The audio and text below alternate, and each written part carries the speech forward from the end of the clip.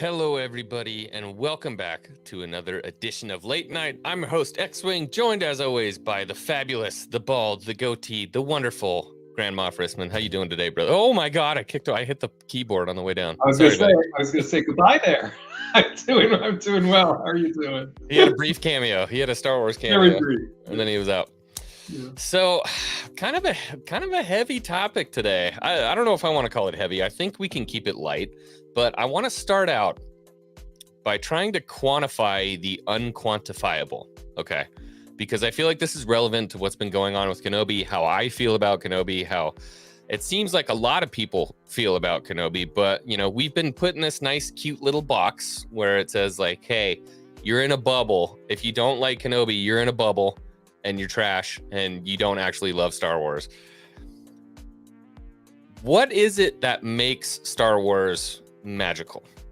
What is it that we loved? And I don't want to hear like, oh, we were children when we saw it, because A, that's a cop-out. B, I've loved Star Wars into my adulthood, and it wasn't just because I watched it when a child. There are people who are adults who didn't see Star Wars when they were kids who now love it. So what is it that makes it so magical so that we can quantify it, and then we can grade it, and then we can put it towards the new stuff? I mean, for me, I think when I try and dissect it right, I think I go back to a timeless story in an interesting sci-fi environment. Okay. Right. That has a notion of good versus evil and has something heroic at stake. Right, and I don't.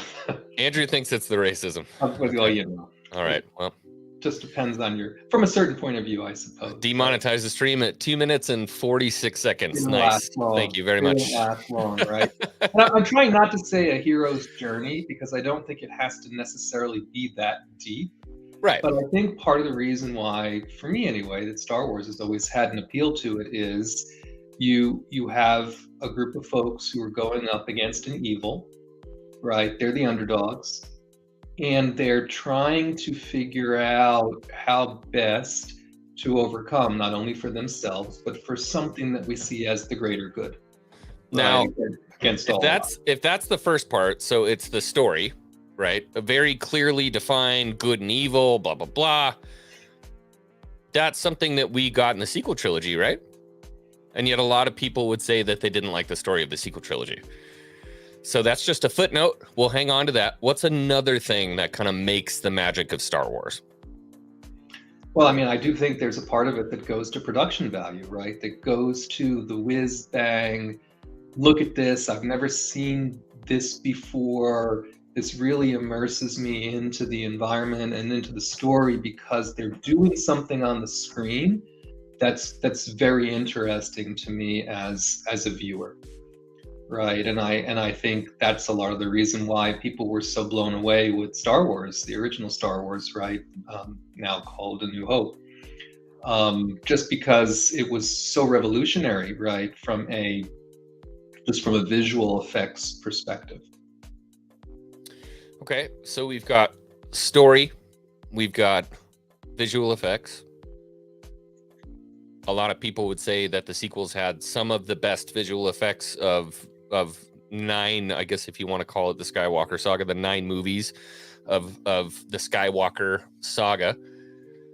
So what's the other thing? Because I'm keep pushing towards it. What's another thing that makes it magical, really magical? Well, we talked about story, we talked about the visual effects. I would probably say the music. Music. Right?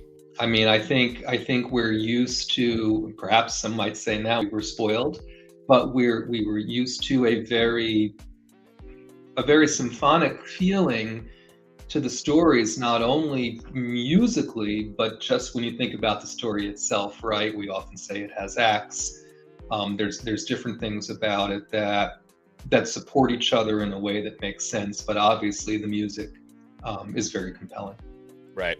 We always talk about the big three in Star Wars, right? There's Han, Luke, and Leia. Those are the big three, but we always forget the fourth character in the movies is the music, and it always has been. And John Williams, yeah, you want to talk about spoiled? We were spoiled rotten with John Williams.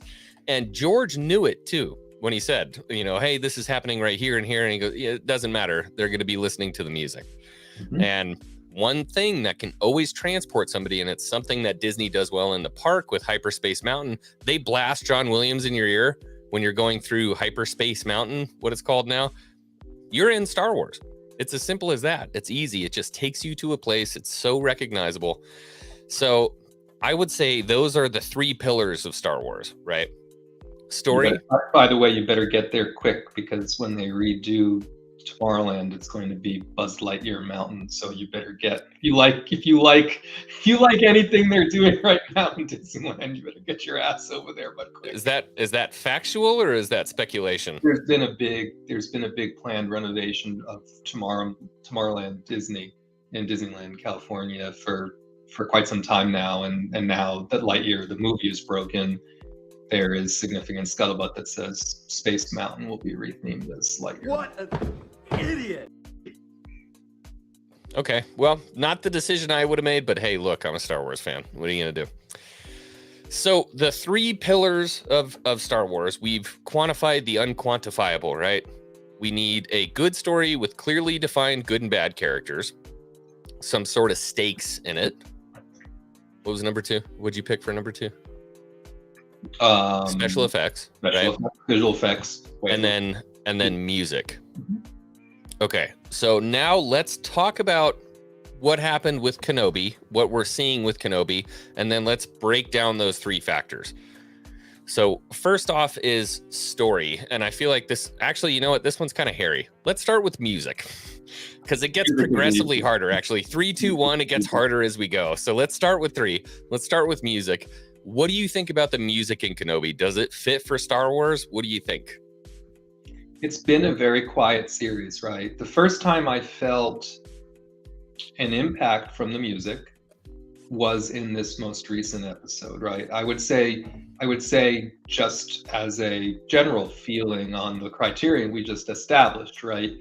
Of all of the episodes for me that have been released thus far in the series, 5 hits the best across the criteria for being Star Wars, right? Okay. Especially I can point to when finally I think I heard the Stormtrooper theme, right? When they were all lining up, right? As Tala was passing, the music was quite gripping, right? And through the dancing / dueling that happened between Vader and Reva, the music was properly supportive, and even as they were trying to escape, right, the music smacked of, okay, here we go again, right, very tropey.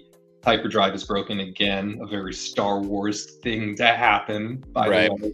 But again, throughout this episode, to me, I'm like, were they saving it all up, right? Was the music budget all in the 5th episode? And so for me, it's been a very quiet series, right? I would be hard pressed to recognize John Williams' Obi-Wan Kenobi theme were it played for me absent seeing the show. I would have a hard time pointing to it and saying, I know that, right? Even now, I've watched each episode 5 or 6 times.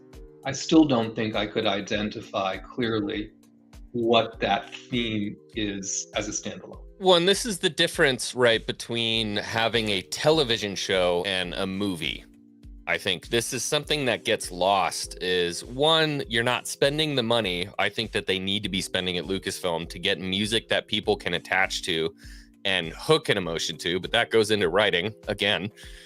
But for me, when I think about Star Wars, there's always a piece that will pop up and I know exactly what happened at exactly what time and where in the universe and what was going on, or at least it evokes the emotion that John was trying to put out with the music, right? The asteroid field, that's always going to be one for me. Like, oh, I know it's hectic and we're trying to get away from the Empire, and the music really evokes that kind of emotion. But I feel like everything that we've gotten out of this series, it just feels gray, if that makes sense. And it doesn't have the epic symphony orchestral feel that Star Wars should always have, because it's big horns, it's big string sections, it's winds when everything is the Force and magical and stuff like that.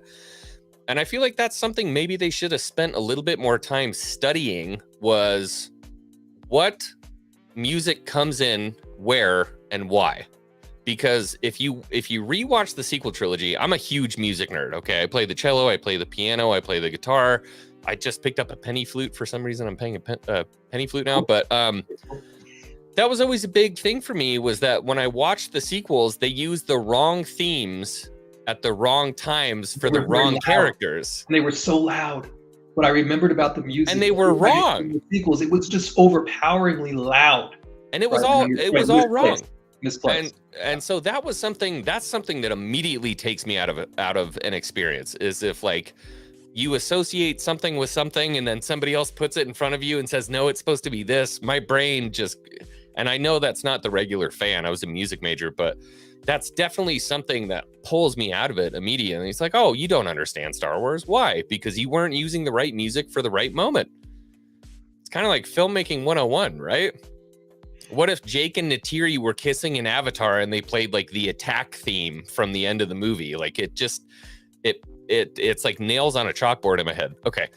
So music has basically gotten an F from our little bubble. I'm looking at everybody in the chat and seeing what everybody is saying about the music, but why don't we get a conclusive vote from everybody that's here? There's 37 people in the chat. Give me a 1 if you think the music works for the series, and a 2 if you don't think the music works for the series. And then we can kind of have a chat. Rissman, what do you think the reason why they steered away from an orchestral suite for the show was? Well, I mean, I think the easy answer is it's unusual to use such things in a television program. So part of me was quite surprised, and I think a lot of people were quite surprised, as underutilized as we think the output may have been, to have heard that John Williams came back to do anything at all. Right. Yeah. And I think he really did it as a labor of love. And really, I believe the interviews where he said, I'm doing this because I never got to give Benny a theme before. Right. So that is unusual. I'm not saying that TV shows can't have memorable music. There are lots of TV shows that I've spent a lot of time watching, or even that have just been one season, that I could probably pick out theme songs or major riffs from, that were used appropriately within the confines of the story. So I'm not saying that TV shows can't have iconic music.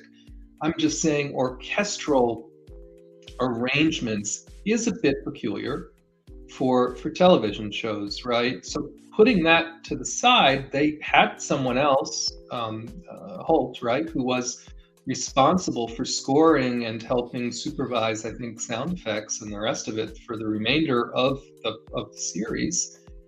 And still there wasn't much. Let me ask you this, though, really quick, because I've noticed it in a lot of other sci-fi. So Star Trek was one that's done it as well. And then even now, the Orville. I've noticed that the Orville uses orchestral suites for their show. And that's like... The Orville doesn't have the budget that Disney has to make a show. You know what I mean? I don't even know who backs that, to be honest with you.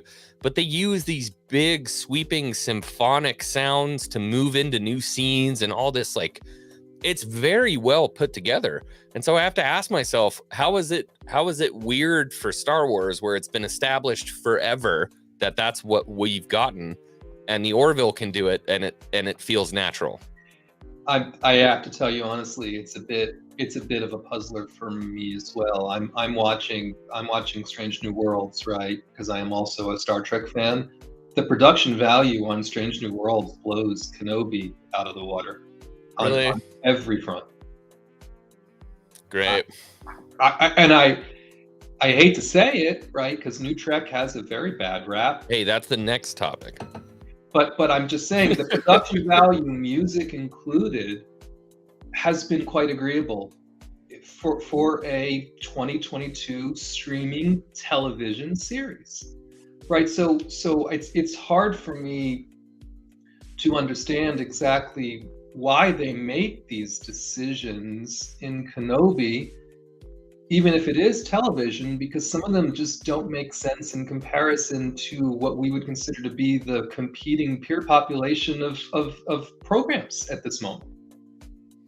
And to be fair, Ladaj brings up a really good point. Mando has that big orchestral. I mean, when it's focused on Mando, it has the kind of it has that little kind of solo flute. But when we're in space, it's bum ba bum ba, and it's got all the big horns and drums and all the. Whether we liked it or not, I could identify the Book of Boba Fett theme song like that.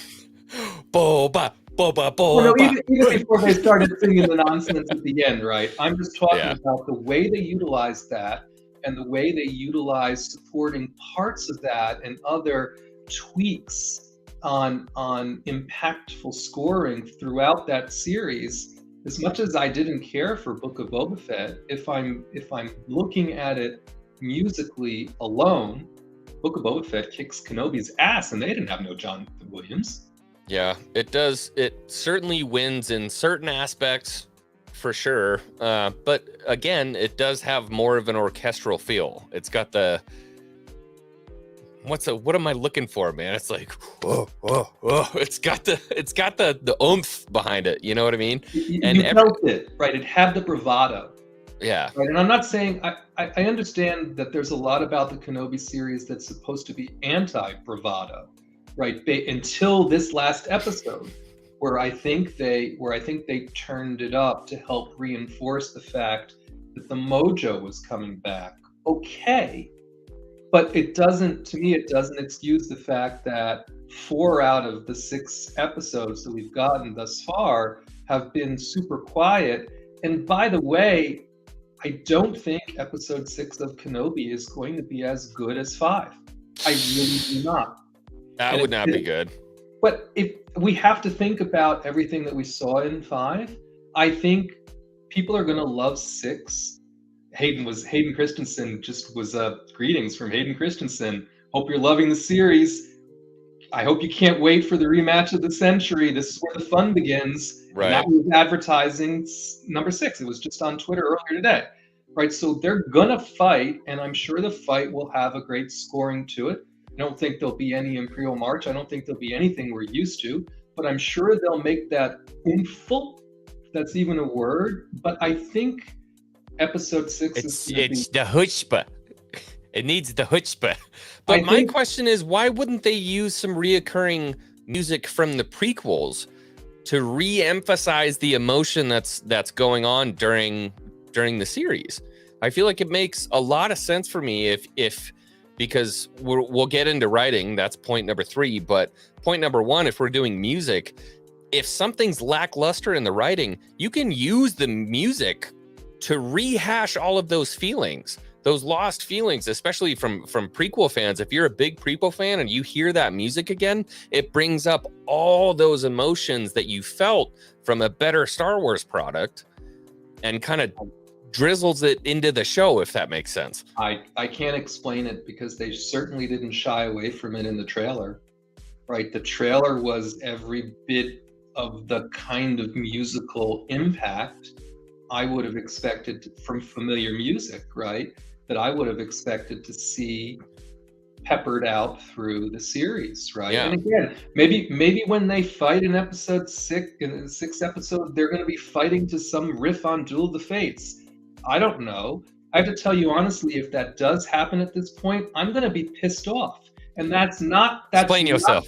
Explain yourself. That's not because I'm going to be like, so you held it back purposely till the last episode to continue on with the aha and oh yes moment, right? And I'm like, it feels very, that would, to me, that would feel very cheap. Right.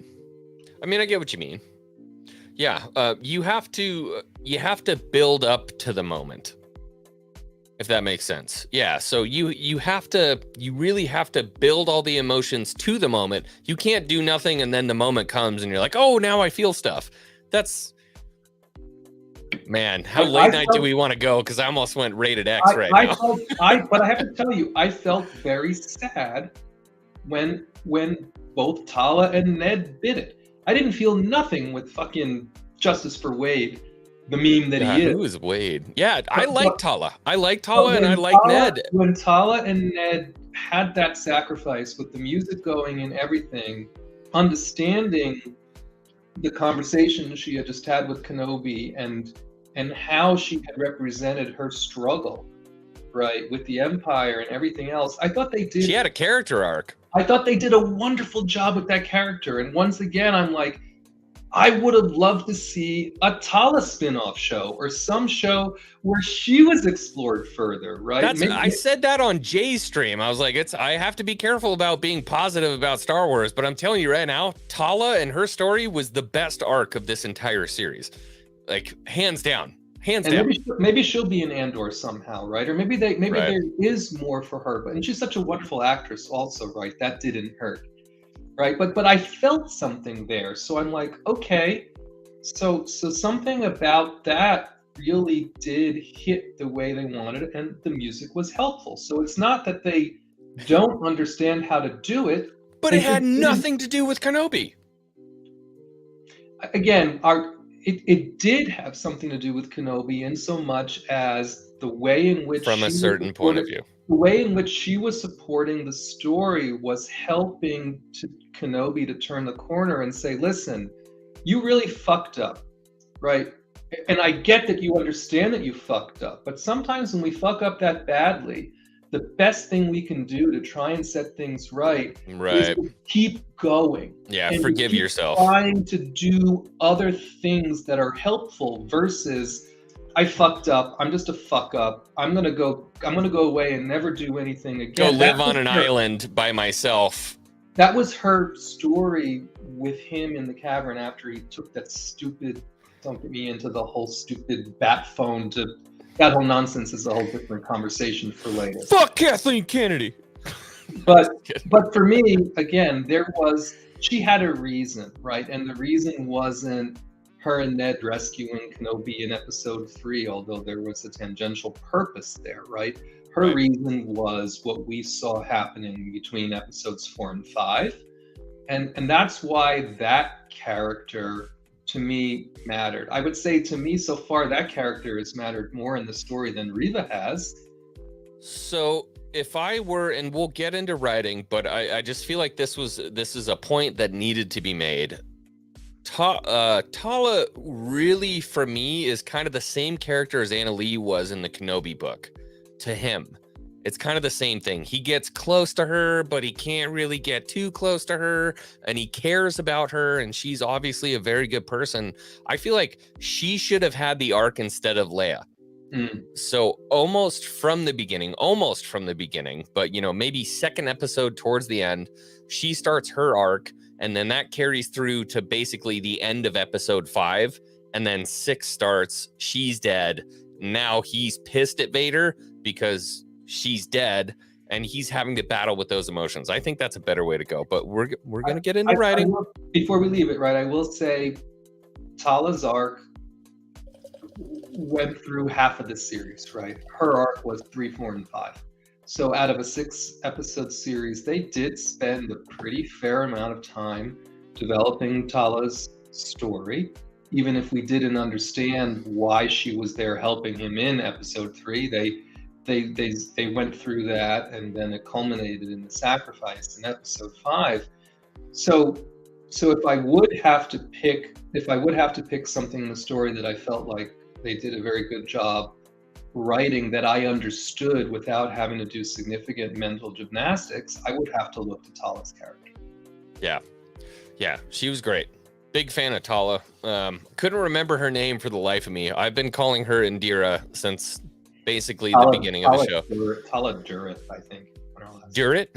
Durrett, D-U-L-U-R-T-H, Durrett, D-U-R-U-T-H, something like that. Well, good to know. I'll remember it now that she's dead, finally. Wade, not really going to be a thing for me moving forward. But we got off the topic of music. Right there at the end, where we have this kind of mishmash of Vader coming in, pulling the ship down, ripping the ship open, all this like real big, intense moment. I feel like that really should have been a deep, heavy, thick orchestral suite of just pure rage, heavy strings, really, really impactful moment. And it just felt, actually, to be honest with you, Moff Rissman, I don't remember what the music was in that moment.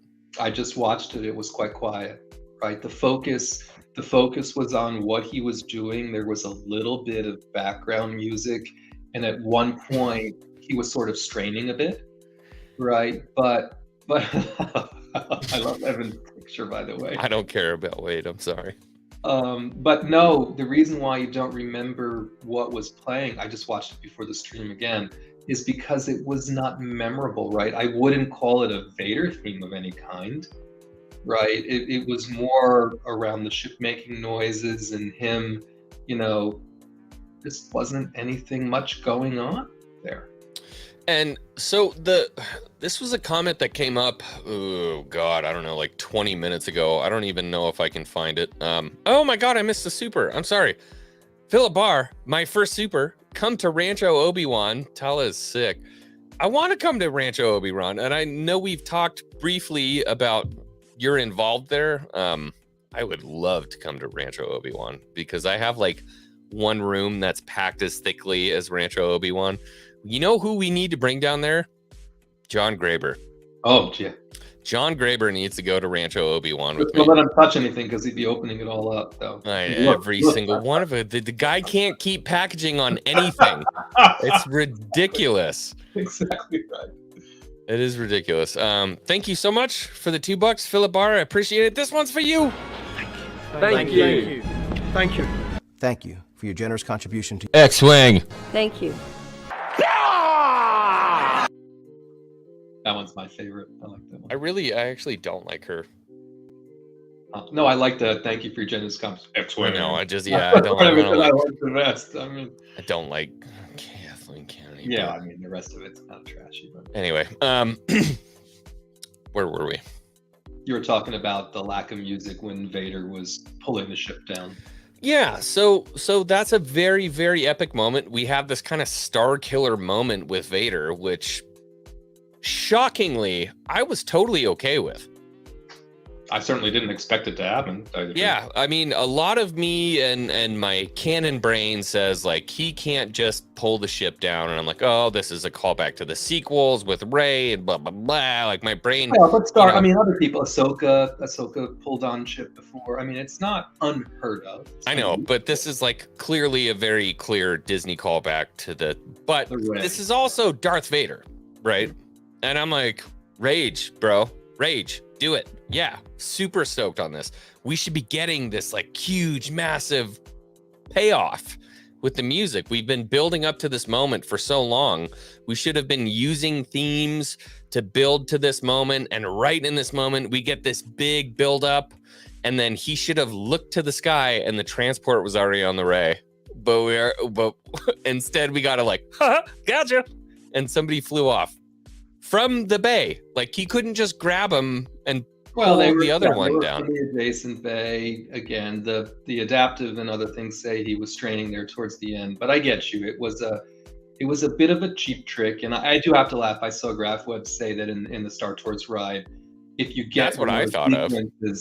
Vader is doing the same thing, right? The big difference is there's music when he does it on Star Tours, right? Right. And they're using all the original music it's very impactful, right? But yes, But anyway, right. So I mean, the whole thing was they were making they were causing a distraction, and so the other ship gets away, okay, and that's why again, very Star Wars plot specific.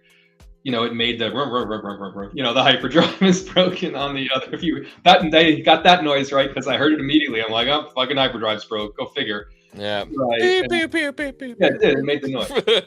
and then Roken comes out and he's like, well, hyperdrive's broke. I was like, yeah, I know, it made the noise. So well, the engines that were failing as he was pulling it down, that was Anakin's pod racer going. Yeah. So I mean, it's not that they don't understand how to use some of the music and the sound effects appropriately. They use the sound effects well, but it's like they've been cherry picking and doing it in. It's not subtle though. It's just in your face, and they use sound effects so people like me are gonna catch it up and be like, oh wow, that's Anakin's pod racer. But I don't give a shit because it's not placed well, and it's not subtle, and the music sucks. I know the culmination of this discussion is going to be, so how does it make the episode, right? I mean, putting all these things together, we'll get there. All I'm saying is they've been consistently inconsistent throughout this series from my consistently inconsistent, right? In regards to how they're utilizing music and sound. Yeah, his force meter was at bottom. He used all the force, like Cal Kestis. If you use too much force, can't use it anymore, All right, so let's move on to number 2, effects. Yeah. This is as important as music. And I feel like if the writing is horrible, everything else is awful, but you have the music and you have the effects, you have happy Star Wars fans. And so I know a lot of the excuse, and I have also provided some of these excuses too, right, in regards to how some of the special effects seem to be a bit lacking in this series. To me, is a couple of different things, right? The reliance on the volume is allowing them to cheap out to the extent over cheap out, if you will, right? There's so much reliance on the volume and so little reliance on actual physical sets that it becomes quite noticeable, especially as Star Wars Santa and some other people have been mentioning. If you're on a beautiful 4K television, right, running at 120 hertz, of which I don't have one of those, right? I watch many, I just don't have it. It looks even worse, right? You have to tinker, put it on 60 hertz. You have to turn off some of the smoothing. You have to back off on some of your own personal technology in some cases to make some of it look a little bit even more palatable. Palatable. That's where we are in Star Wars. Even to our eye, right? So again, anytime any of that's required, for me, it's a fail, right? If you're not producing something that looks generally acceptable to the majority of the people who are watching it without technical machinations, right, it's a fail, right? But again, where I was going is some of us have excused that for the fact that it's television, it's not a movie. And some of the other things. And I've thought a bit more about it, right? And I think we might be able to use that excuse a little bit more readily on some other regular television that isn't so reliant on special effects, right? When you think about it, a series like this one doesn't work well if the special effects are janky, right? Because it does take you out of it a bit, and you're kind of like, okay, that's janky. Right, it just doesn't look good, and there were examples. Well, of that. using an actual NeoPixel lightsaber for the lighting effect. I'm not saying you have to build a rotoscope lightsaber and shoot this as a rotoscoped lightsaber. I mean, that's so 1980. I'm just saying there is a way that you can recreate those effects, much like in the prequels, where you still get that lighting effect from a saber that doesn't feel like the saber that I have in my room that I know is fake. Because when I watched it and he lights up the lightsaber in episode 4, it looks like the lightsaber that I can light up at my house. Yeah. It's not, the light density is not there. It lights the area too much. It's over polluted. It didn't look good to me. It looked really bad. Well, I have to tell you that my biggest disappointment in episode 5 was, and it really stopped me from enjoying the sequence as much as I would have liked, and is part of the reason why we can get into rating the episodes and people who are saying it's a 10 out of 10. I have to tell you honestly, I have to fall over dead before I make any. I mean, it's got to be the best thing I've ever seen before it's a 10. Where I'm going with this is the fucking flashback training scene. Coruscant looked horrible, right? There was no life there at all. When I think of Coruscant as we've seen it, even in Rogue One, right? But in the prequels, certainly, it was quite chaotic. Ships are everywhere. It looked very three-dimensional, right? There, it was full of life. If you look at it again in the sequence we got in episode 5, it looked very flat, and it looked like everyone was the Great Plateau. And it looked like everyone was on vacation. Every building is on the same level. Every single building is kind of down, and then there's like a Jedi temple in the middle. Forgive me if I'm mistaken. Somebody correct me here. Coruscant is a bustling city with thousands upon thousands upon thousands of skyscrapers of varying degrees and heights on thousands upon thousands of blocks that all surround this area, and nothing about what I saw there reminded me of Coruscant. It was like a great plain with a Jedi temple in the middle, and it's like, where did all the buildings go? It looked like someone took a painting of a cityscape absent any ships or anything flying, and they put it there for people to see. And by the way, at the very beginning of that whole sequence, right, when he was waiting for Kenobi to show up, we were supposed to get out of that he was looking across at Padme's apartment. How in fuck's sake were we supposed to get that? Wait, say that again? At the very beginning of that sequence where he's like, I thought you would never show up, right? Anakin was looking across the vista at Padme's apartment, allegedly.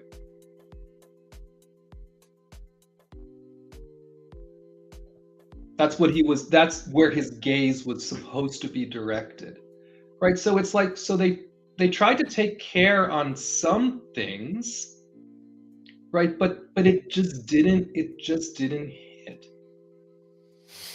It didn't work. Didn't work. At least to anybody who knows any of that stuff, right? But it's okay for the masses, right? And that's what's important. Right? Well, I think what people got out of that, generally speaking, was, okay, they're where the younglings trained, they're at the temple, there's Coruscant in the background, but now my gaze is drawn to, okay, it's Master Kenobi and his Padawan Anakin, and they've lit up their lightsabers, and they're gonna have a training session or whatever, and so your gaze is not really supposed to linger on the backdrop, right? You're supposed to be very engaged with what they're doing. And so I got there, right? But every now and again, when they would cut away and cut back, I was presented with still no fucking ships flying. Right. It's still the same boring vista. Flatisant. Let me get back into what they're doing, right? And that's where I'm kind of like, I don't know who thought that was okay. It seems like they could have done that better. Okay, so that brings us into an interesting little bit we're going to do here. We're going to take a look at something, and I'm interested to hear what you think. I'm not somebody that's going to come flying to the defense of Star Wars theory. Okay, he's got a big fan base. He's got a lot of people that definitely think the same way that he does. I know there are definitely times where I'm like, man, that guy's speaking truth right now. I'm like, okay, I totally agree with you.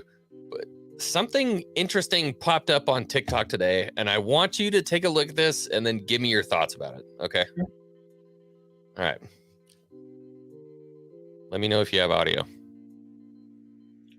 Audio? No. No audio. No audio? Okay.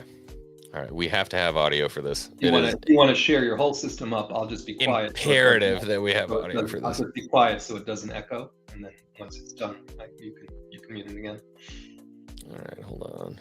I think it's this one. You'll have to share. It won't even let me share frickin'. We're gonna get this. We got this, Travis. You have to share your desktop, right? Oh, screen 2. Yeah, okay. Share the whole thing. All right. Ready? Perfect. Has to be exactly what we want. Who's we? So listen to what Theory has to say here. We're getting Star Wars. It has to be perfect. Has to be exactly what we want. Who's we? I don't care how big somebody's page is, how big their following is. Listen, one person does not speak for the rest of the fandom and certainly does not speak for me.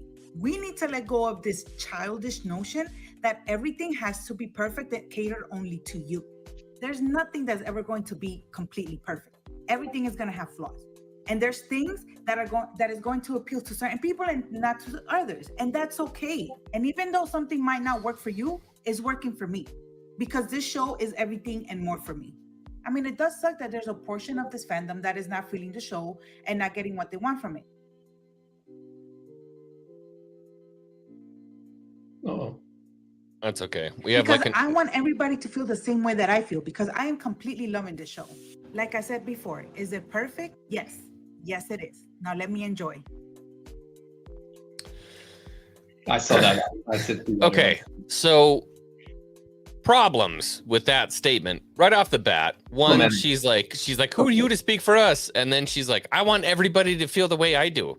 So apparently positivity police are out in like full force right now, because I'm in the same boat saying that if you're going to buy a franchise and expect the people who have gotten amazing content from the get-go to continue to buy that content, to continue to buy things from you, to continue to support you as somebody who bought that franchise, shouldn't we expect at least the same caliber material, or if not better?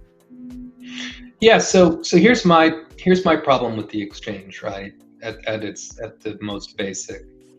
If she's very happy with the series and she's loving life and she's loving watching it, what does she care if Star Wars Theory wants more? If she's satisfied and she's enjoying it, continue to enjoy it, right? What he does or doesn't think should have no bearing on her one way or the other. If anything, she should have stopped. She said, okay, he doesn't like it. Okay, fine, I like it. That's great, right? But his commentary is not binding on her in any way, shape, or form. The fact that he doesn't like it and he might be using we as the royal we, he's just saying, generally speaking, in his opinion, we should want a series that everyone holds in a very high esteem. And this is why I've said a few times also, because we have this division over the series, you really can't see it as successful, even if there is a significant number of folks who do like it. The fact is, it hasn't had a broad appeal across the fan base as everyone hoped it would, and as it should, given what the subject matter was and who the characters are. But she's reverse projecting exactly the thing that she's upset about. Exactly. Right? And that's what pisses me off. And the other thing that she says is, who is we?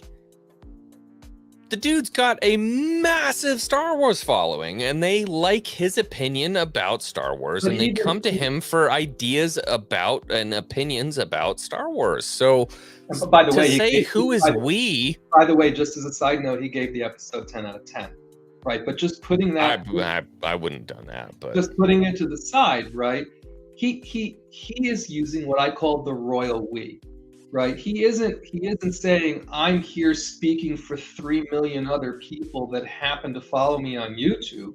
He's just saying, generally speaking, as a fandom, we should always want the best product as far as absolutely we get from Star Wars, and the royal we.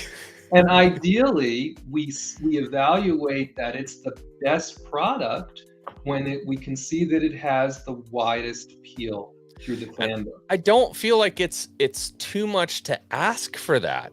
And I feel like, yeah, I like the royal we. I like that. The royal we. Thing, right? I like that. Because apparently I use the royal we all the time and I only have 2,000. You know, all I'm saying is that Star Wars fans, you can always tell a Star Wars fan when they talk to you about something. It's not, oh, I didn't like the sequels. And you're like, oh, you're a Star Wars fan.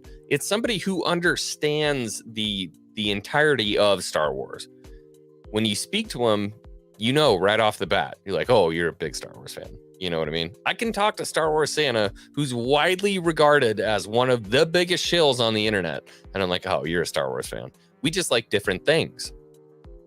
Well, and I also think we use words now interchangeably or in ways that they may not necessarily be intended, right? And shill is one of those, right? And so I do think that over time and with reflection, people's opinions can change without external influence, without them necessarily being a shill, right? Upon rewatch or upon other reflection, or maybe you watched it in a watch party and now you're watching it by yourself. And so there are some things there, right? Where I think people become disingenuous is when opinions change so severely, right, on the drop of a hat, right, and you have some evidence that external influences came to bear in a very artificial way, right? And I know people have said about, I'm no theory fan, by the way, so I don't know why I'm trying to defend the guy, but I'm just saying, generally speaking, because he made a good point, that that he has changed his viewpoints over time in ways that seem very artificial. And I don't know what to say about that, right? Because I don't know the guy. I know what I've seen.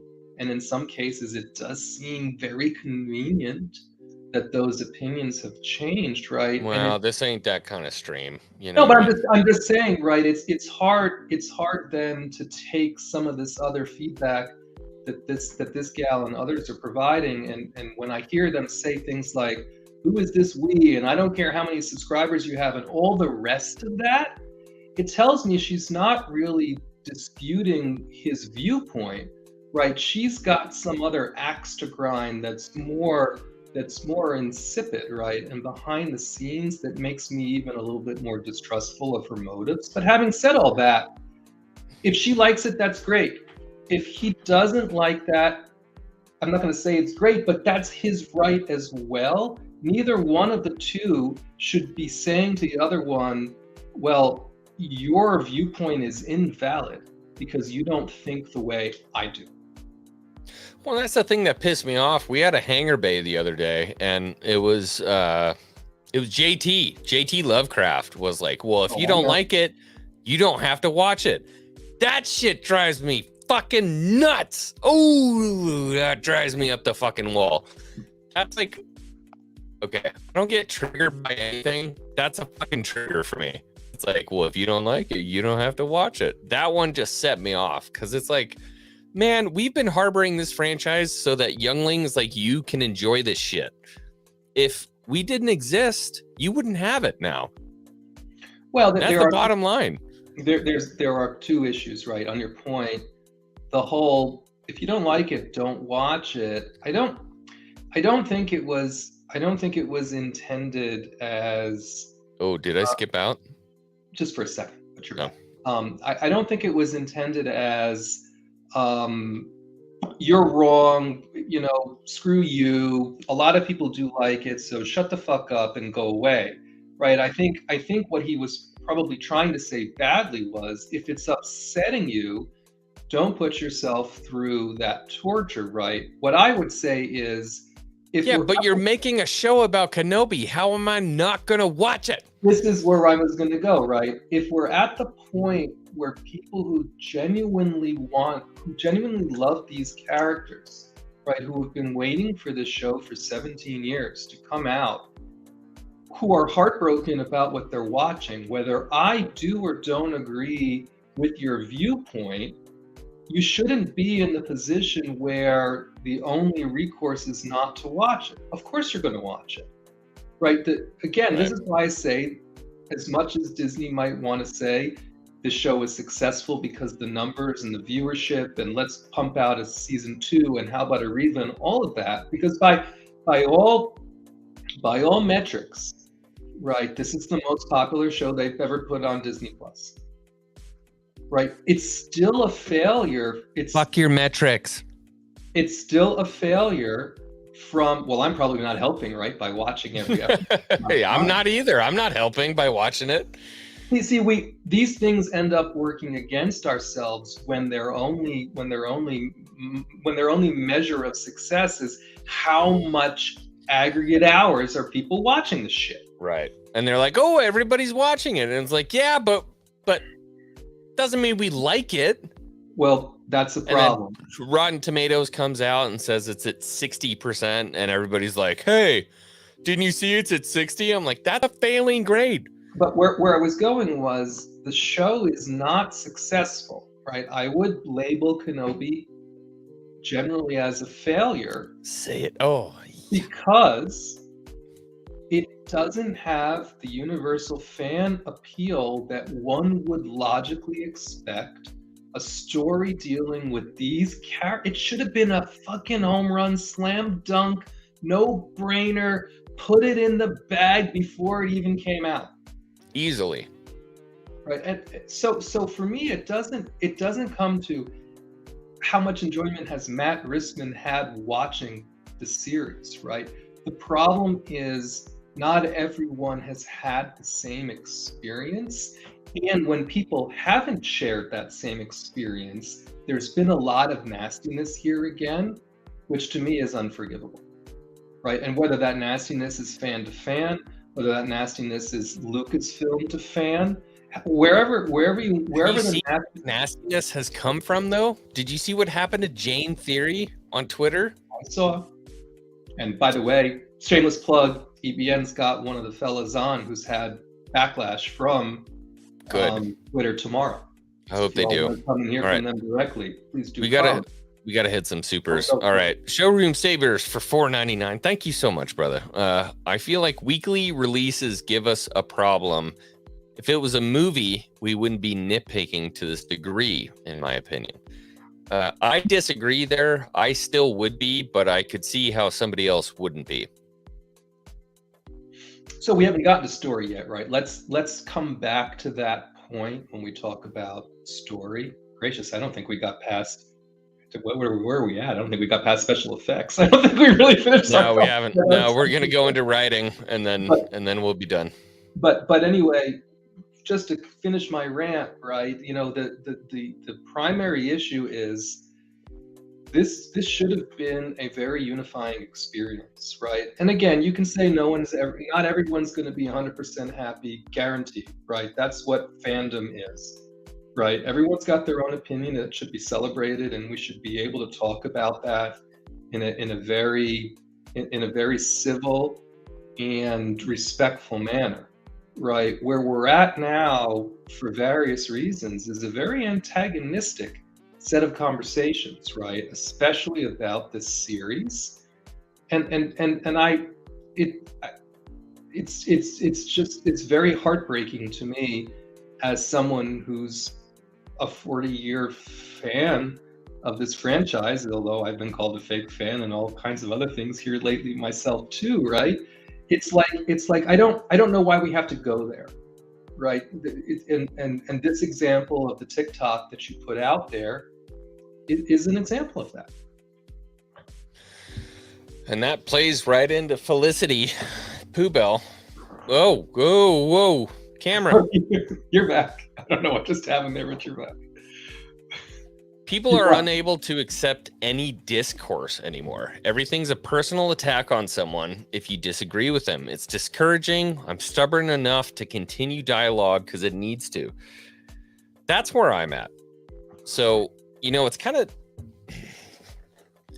weird. If you're a Star Wars YouTuber, and I've been somebody who has been really trying to accept and hear the positive aspects of Disney Star Wars from a lot of my fan base from Jump Street, right?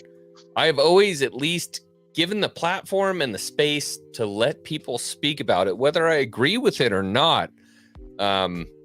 You know, you give them the space and the place to say it. And I'm like, yeah, awesome. Okay. I hear your opinion. This is what I think, blah, blah, blah. When that changes, and now I'm the person who has the negative aspect about a show, it is stunning how quickly people will turn on you. And literally, I mean, they're willing to wreck your fucking life over the fact that you don't like a show. And that's something that happened to Jane Theory that was the most disgusting thing I've ever seen in my entire life.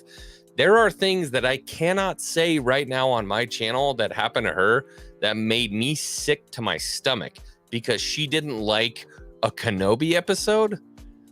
And so this is a conversation that we have to have about the positive side of Star Wars and the people who say that they're against racism and we resist.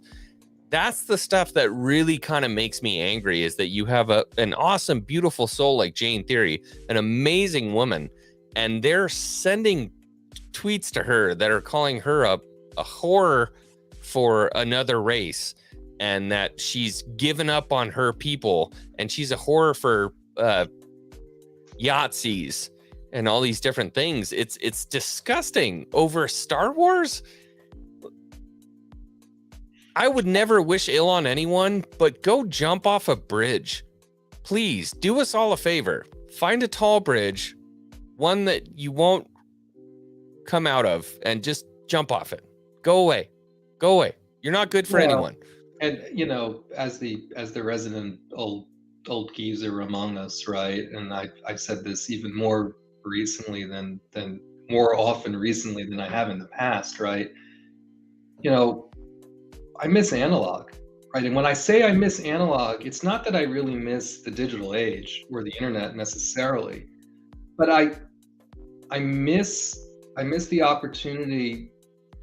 Back then, the only way we could connect with each other was in person, right? And you had a whole different experience when you weren't living behind an avatar. Oh, they'd be batshit crazy to say some shit like that to Jane Theory's face. She'd be It would never knocking happen. them out. It would never happen. Thank you, Jane Theory.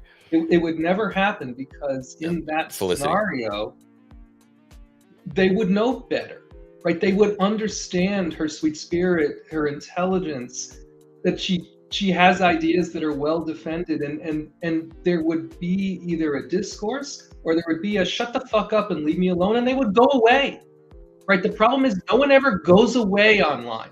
There's no motivation for them to go away because they're not really there, right? They're there in spirit only, and the spirit is often very, very nasty, and it's hidden behind a facade. Right, and that's where I'm like we've done this to ourselves, and unfortunately, we don't see an easy way to undo it. Right, we can have conversations like this, which are great, right, and we can try and build communities of folks who are not afraid to have a dialogue that could be uncomfortable but is still respectful, right? But this is unfortunately not the norm these days, right? The norm these days is very, very. I'm doing my damnedest.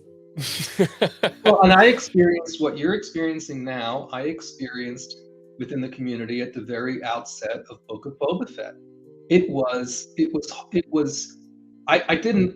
I just stopped talking.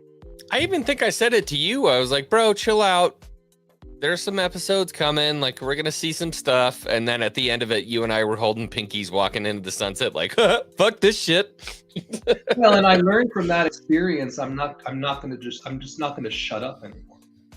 Right? You have to develop a thick skin, and you have to do things that you would rather not. And all the time I'm thinking, but why? Why should I have to do this? Right? But we've gotten to a point where if you don't, you're just you have no voice anymore, right? And it's just wrong.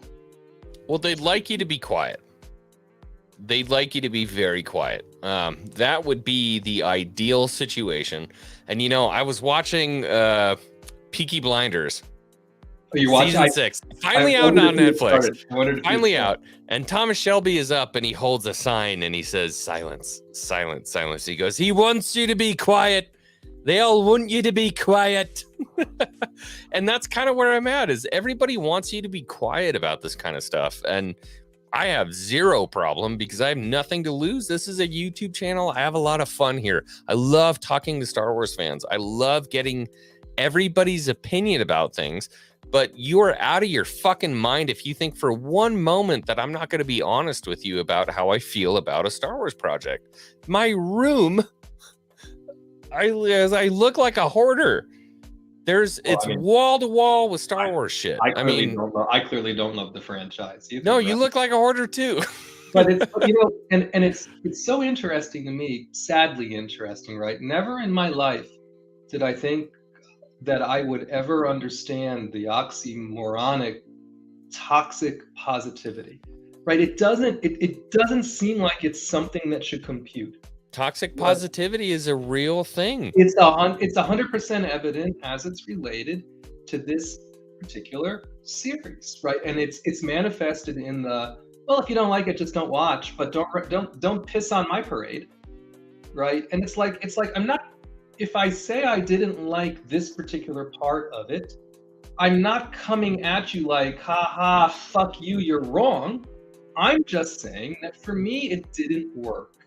Right, for the response to be, if you don't like you're this, racist. you're wrong.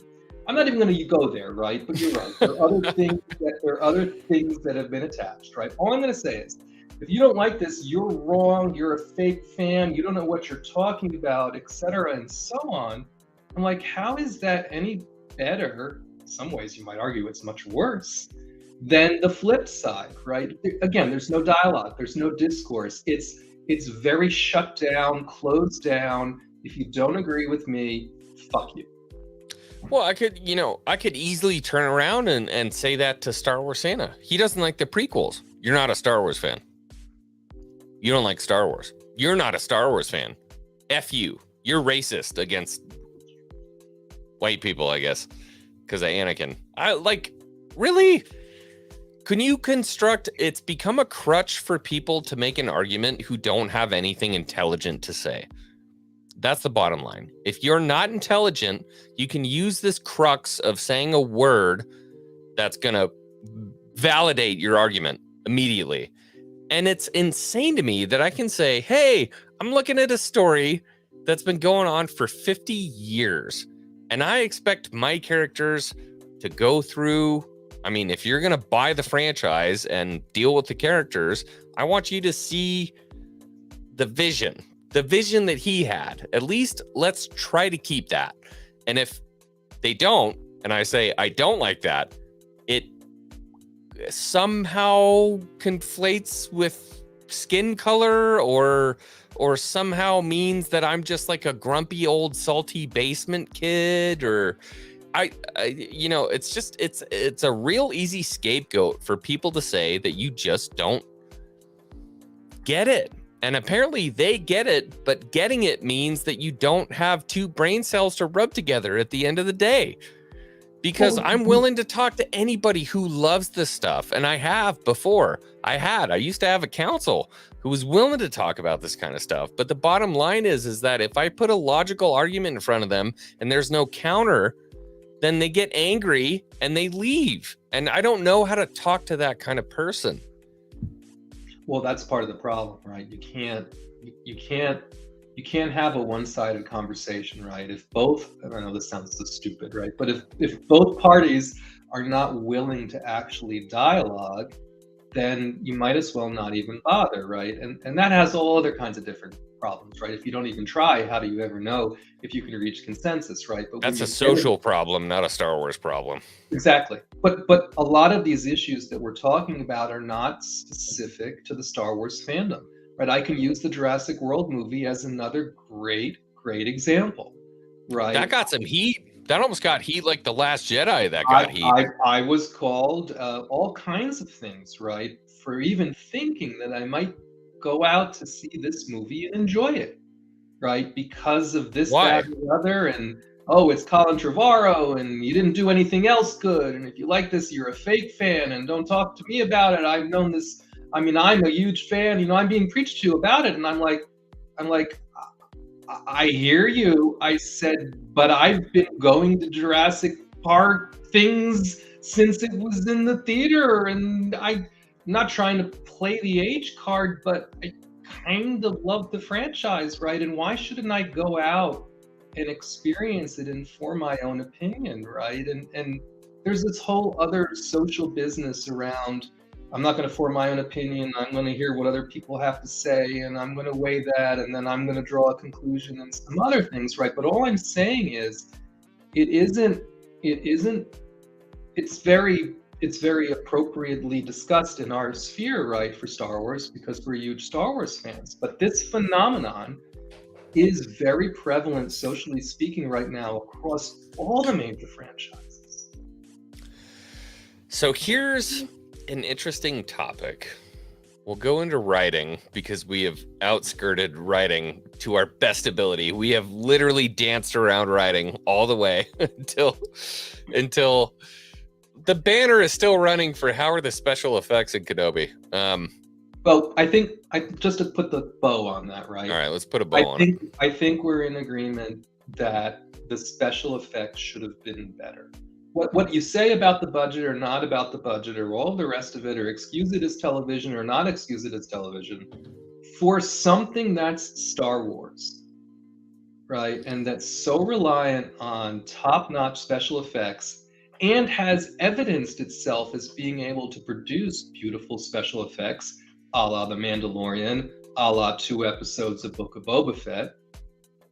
It does seem to me that they consciously made a decision in this series to give us what I would consider to be, generally speaking, unfinished special effects and a heavy reliance on the volume. Yeah, that's fair. I think so.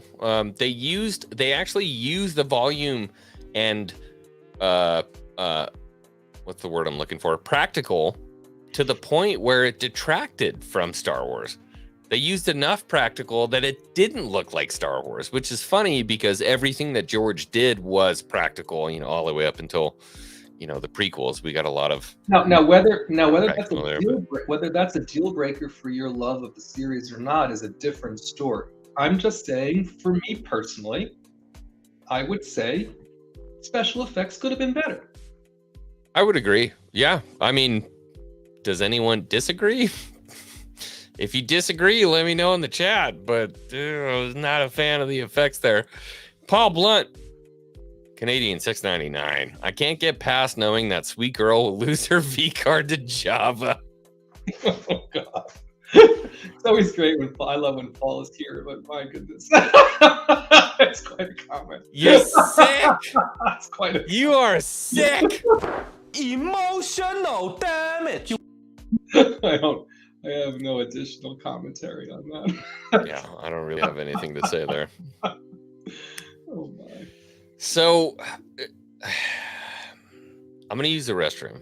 I gotta tear the ears off of Gundark, and then I have a very difficult question for you. Oh no. Yeah, no, it's gonna be a tough one. So I want you to ponder before I leave, what makes a real Star Wars fan as opposed to somebody who's just, you know, a Star Wars fan? Okay. All right, chat. What's up? 67 people. How many likes? I'm normally doing this. I can annoy you on stream now. If you haven't smashed the like button and you're enjoying the stream, please do smash like. Oh, Dat Boy Steve. Not going to say it. It's not appropriate. Not appropriate for this stream. Thank you. Thank you. Come on, Vora, you're supposed to be doing this. Tell them to smash like. Hope everyone's doing great tonight. What's up, Mando Mike? Good to see you. No, he'll be back, 80 edits. He has a very small bladder. You know this. He'll be back. Thank you, Debbie. Good to see you, Mama Bear. What's up, T. Davidson? good morning for you, probably. Hello, General John Graver. You're still very short, by the way. What's up, Ladaj?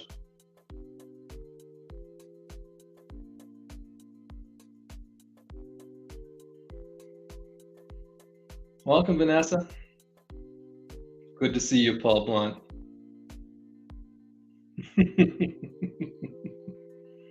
Gosh, a lot of people here. Thanks for turning out for these guys. It means a lot. I hope you do enjoy them. Good to see you, McLovin.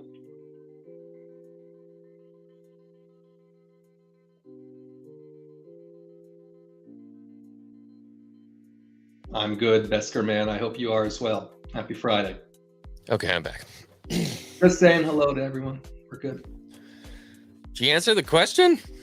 I did not answer the question. I thought we were going to talk about the story. Answer the question. We're supposed to be talking about the story. All right, well, let's table that question. Let's move on to the story, which I think kind of folds into the question that I asked before I left. One second. Good to see you, Ducky Momo. I didn't mean to ignore you. Sorry. Hi, Ducky. Yeah, it's good to see you. Love you, buddy. Oh, Melvor's here, too. Look at the Melvor. And the Melvor for 5 says, Reva's revenge story is fine, I guess. Seems more suited to a comic, though, and not the driving force in a show called Obi-Wan Kenobi. I am in agreement there. Again, we are going to dive into the writing of the show right now and talk about how things are structured, what I would have done differently. I don't know if Matt, if you've kind of written the show in your own head and what you think about what's going on. But I had some ideas that I think could have fixed the show for sure.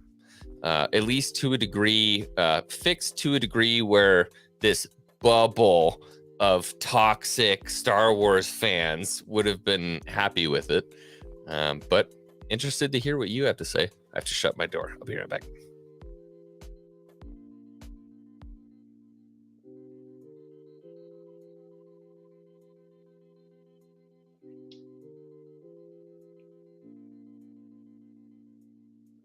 You know you're allowed to talk when I know. I've been talking the whole time you're in the bathroom. I can start okay, talking. I was just making sure. I don't know. You never know. So, okay. For me personally, I will say I think so. I don't have a huge problem with the story, right? What I have a problem with is the episodic six week long presentation of the story they're trying to tell, and also and I heard Sketchcraft on Jason Ward's stream say this a few times, and I like the terminology, right? The mystery box aspect to the way they're telling the story. In other words, was Reva the youngling at the beginning? Okay, now we're at episode 5. Reva was the youngling at the beginning. The second she showed up, we knew that was her. But it's one of these whole things where they're dragging it out to the extent that I fully believe that if they either maintained their first inclination and made this as a movie, even if they didn't put it in the theater, I don't fucking care. Drop the movie on Disney fucking Plus, right? But if they had done something to stitch the story together in a better edited, more concise fashion, or just drop all the fucking episodes at once.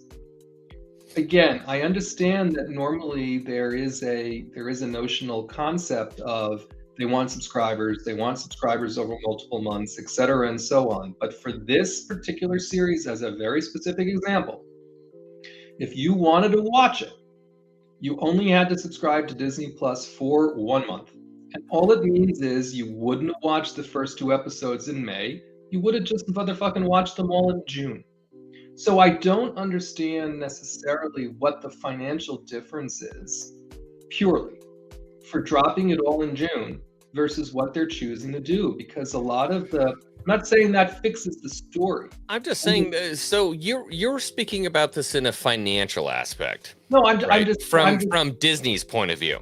I'm saying why I think it still would have been okay if they dropped it all at once, because I think this story would have played better if you were able to consume it from start to finish without interruption. Now, when you say that, a 6-hour movie or condensing this stuff into a movie? Well, it won't end up being 6 hours, right? It'll end up being 5 hours and change. I don't know how much it'll be once you take all of So you think this would be more successful with fans if this was a 4.5, 5 hour long movie? I still think that it should be dropped as one. And ideally, I think they could have made a very passable 2.5 hour movie and told the story that I think we're going to end up getting as a result of this, right? Again, they chose to make it whatever hours it's going to be. It's 5 hours and 20, whatever it's going to be, right? 4 hours and change. I don't fucking know. 4 hours and change, right? I think is what we're going to get ultimately from a runtime standpoint or whatever. So again, that's what I'm saying. They could have edited this down, right? And they could have done something that I think would have been probably received better. Again, you have to buy into the story, right? I don't, and to me, again, the story, to me, the story is relatively simple in its inception, right? But again, the barriers to the story are significant, right? But again, he's given a mission. The mission is rescuing Leia. The Inquisitors are there. They're trying to stop him. He meets up with Vader. They have an altercation. There's a culmination to that, right? So to me, the story that they're trying to tell is a story that I could see them doing successfully, right? I don't think they've helped themselves with the way they've chosen to tell it over these 6 episodes. Well, they're hiding it on the preface of this is what George wanted. He wanted a serial that he could watch every week, right? That's the convenient excuse for people on Disney Plus to say, this is what George wanted. We're doing what George wanted. We're doing a serial every week. And I'm like, well, that's not what George made, though. He never did do it, right? Because he understood that TV was a whole different animal.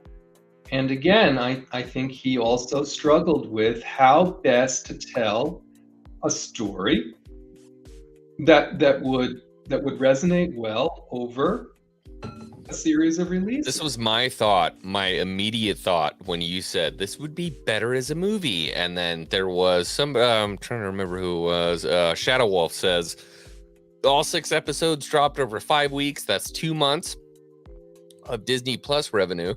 And my immediate thought is, fine, do 1 through 3 and 3 through 6. Or here, split the difference. 1 and 2, 3 and 4, 5 and 6, because it is really split up as a 3-act thing. So if you want to do it in a slightly more expanded way, drop it in 3 parts. Right? Yeah, it wouldn't have worked as well. But even then, let's actually talk about the writing that occurs in the show. Okay. And some problems that might occur for Star Wars fans. We'll call it from Jump Street. Okay. So for me, right off the bat, I have a real problem with how much time Leia and Ben are spending together. You gonna tell me in a couple years she completely forgets who that guy is? And look, there are a million people right now who are willing to jump down my throat and do a bunch of mental gymnastics and make a bunch of excuses about the reasons why she didn't. Oh, well, he knew, I never knew, he couldn't help it. Like, okay, I get it. Is it feasible that somehow Bail Organa mind wiped Leia just like the protocol droids and somehow she completely forgets who Obi-Wan is, or somehow you can make a reference to some obscure line where it makes sense that they don't know each other? Like, okay, sure. If that's how you want to enjoy Star Wars, like, great. I've had to do it myself. I've done it with Padme and then Leia. Like, oh, I always knew my mother. Like, I just remember little bits of her. Like, how would you remember her? You were an infant. That's something I can let go. So again, I think, and I know I've mentioned this in the past, right? But I think they leaned very hard into the father-daughter dynamic, right? And I know Ben's not Leia's dad. But again, we see this trope now, and it's all over these Disney Plus shows, right? Where you've got that father figure and the child forming a bond and going on, going on an adventure, right? And so they lost me as soon as on this point, they lost me as soon as somebody said the word Obi-Wan in front of her and she realized like Obi-Wan 4 times. Yeah, at the very beginning. It was very early on, right? And I know there's been some folks have speculated, well, we haven't seen the last episode yet. Something will happen potentially where her memory gets wiped and she loses all recollection of the fact that any of this ever happened or that she knew him or whatever. I don't know, right? They're going to do something weird, right? And if they do that, I personally am going to have the same reaction as I will have if all of a sudden the Duel of the Fates starts playing while they have their final duel. It's going to feel really cheap. It's going to feel like they played a get out of jail free card at the very end of this so that they can say, again, as the interview specified, we love canon. Because they didn't give us the build-up. They didn't. If you want that payoff, you have to spend the time and the energy and the effort to build us up to that payoff. You have to. I am, and I said this also at the beginning, right? I said it to Star Wars Meg, because she was like, well, they just kind of whispered it. I'm like, Meg, no. And then it happened more times. And she's like, you were right. And I'm like, I just have to put it to the side, right? It pisses me off. I have to put it to the side. I have to continue watching the series and focusing on the things that I do like. And then when we get to the end, I'll have to look back at my checklist, right, of the things that I liked and the things that I didn't like and the enjoyment I had with the series. And I'm going to have to say, for Matt Rissman personally, was the series successful? Having said all that, again, I will stand by what I said in several streams now. I cannot consider this series successful from a franchise perspective because there is such animosity from a subset of the fandom that says this is not something we are enjoying. Whether I agree with it or not, whether I think anything, what I think aside, who the fuck am I? Are you showing empathy right now? It's not that I'm unempathetic. Are you feeling okay? Do you have a fever? Do you want me to? Do you have a fever? This is my feeling okay? This is my biggest problem with the discourse, right? It's the people who really love the series declare it successful to the detriment of anyone who doesn't like it and says, no, it's successful because I say so, the watch hours say so, the ratings say so, everyone says so, Disney's making more of it, so you're wrong, right? My opinion is, how can you say it's successful if there is so much vocal discussion around why people are not finding it satisfying? I just don't get it. I just don't get it. Because, I'll tell you why. Because, just as Mark Hamill said, it doesn't matter if it's good, if it sells seats, it's successful. That's the bottom line. Right. That's why I say, like, you know, Coach is one of these folks who's like, oh, there's no way there'll be a season 2. I'm like, Coach, buddy, absolutely there's going to be a season 2.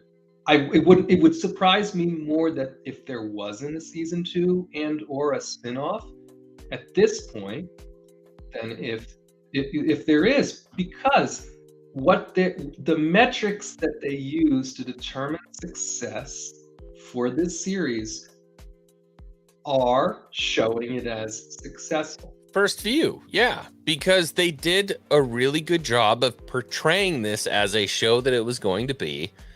And then a lot of us sat down expecting that show. And when we didn't get it, we were upset. And a very, very effective tactic is to say, well, we had a black lead and you guys don't like black people. It's a very effective way to kind of deflect what's actually going on when you sold us a show that was supposed to be about 2 people and then we didn't get the show about the 2 people. I mean, they're in it. good job. But we didn't actually get the show about those two people. And so, again, I go back to what makes a show successful is not really who stays to watch, which is going to be us, the fools, who sit here and watch every single episode waiting for something to happen. It's who can you drag in because you have the star power. They paid for the star power. They sold us a show with these two people that we care about very, very deeply. They got the butts in the seats because we're expecting that show. And then when it doesn't perform, why the fuck would they care? Who cares if they don't like it? They're watching it. Who cares if they don't like it? It's like a YouTuber. If somebody hate watches you, who gives a shit? You're getting the clicks, you're getting the likes, you're making the money. Who gives a shit? They're the ultimate grifters. I'm with you, right? And there are other examples, whether we look at Stranger Things as a great one. It's a really fucking interesting question, bro. And some other things, right? Top Gun Maverick from a theatrical release is another interesting example, right? Of something which has almost been universally loved, right? For what it's delivering. And so I also feel like, again, the streaming release and some of the metrics they're using and some of the ways in which they're gauging success, all working against some amount of the dislike, right? And that's why I say it's a very tough one for me when you ask about the fandom, right? And the difference between a casual fan.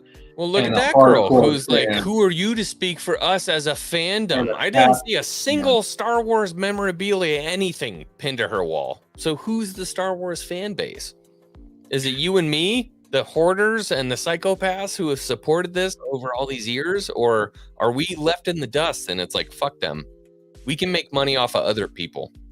Well, and there are also fans who have entered into the franchise as a result of The Mandalorian, right? Or as a result of some of the animated product, right? Probably very happy with this, yeah. Even as a result of the sequels, right? And they are part of the folks, I believe, who are very behind this as Star Wars product that they would like to see continued.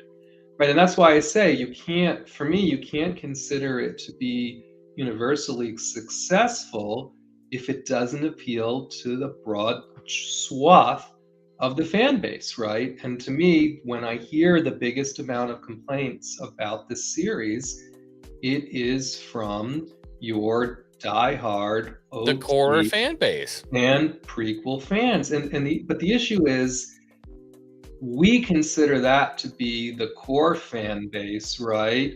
And I think Disney and these corporations consider it to be the younger, newer fan base, because in their mind, that fan base will continue on longer than we will. Yeah, I'm going to be like 98 crawling out of my grave on YouTube like, these motherfuckers still haven't made a good Star Wars project. I hear you. Swear to God. I hear you, and I don't disagree. Right? I'm saying that's where they're at. Right? And that's why it's not a model for success. It's a bottom line. It's a model for longevity. Right? And that's where I say they have a different criteria for success than you do. Mama Bear with a very generous $9.99. When Alderaan was destroyed and Leia's parents were killed, she showed little emotion then. She also said at one point, "We have no time for our sorrows now." What is that in reference to? When Alderaan was destroyed and Leia's parents were killed.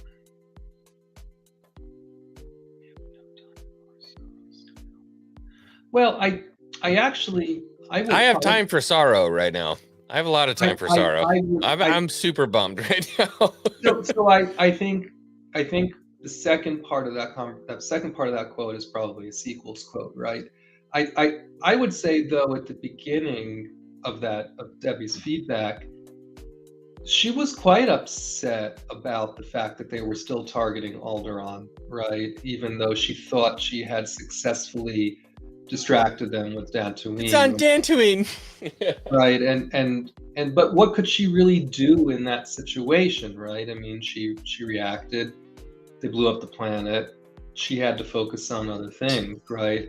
Think later on when we experience Leia as a resistance general and she's going up against the First Order and all the rest of that, and Han's dead and Ben's gone and all this.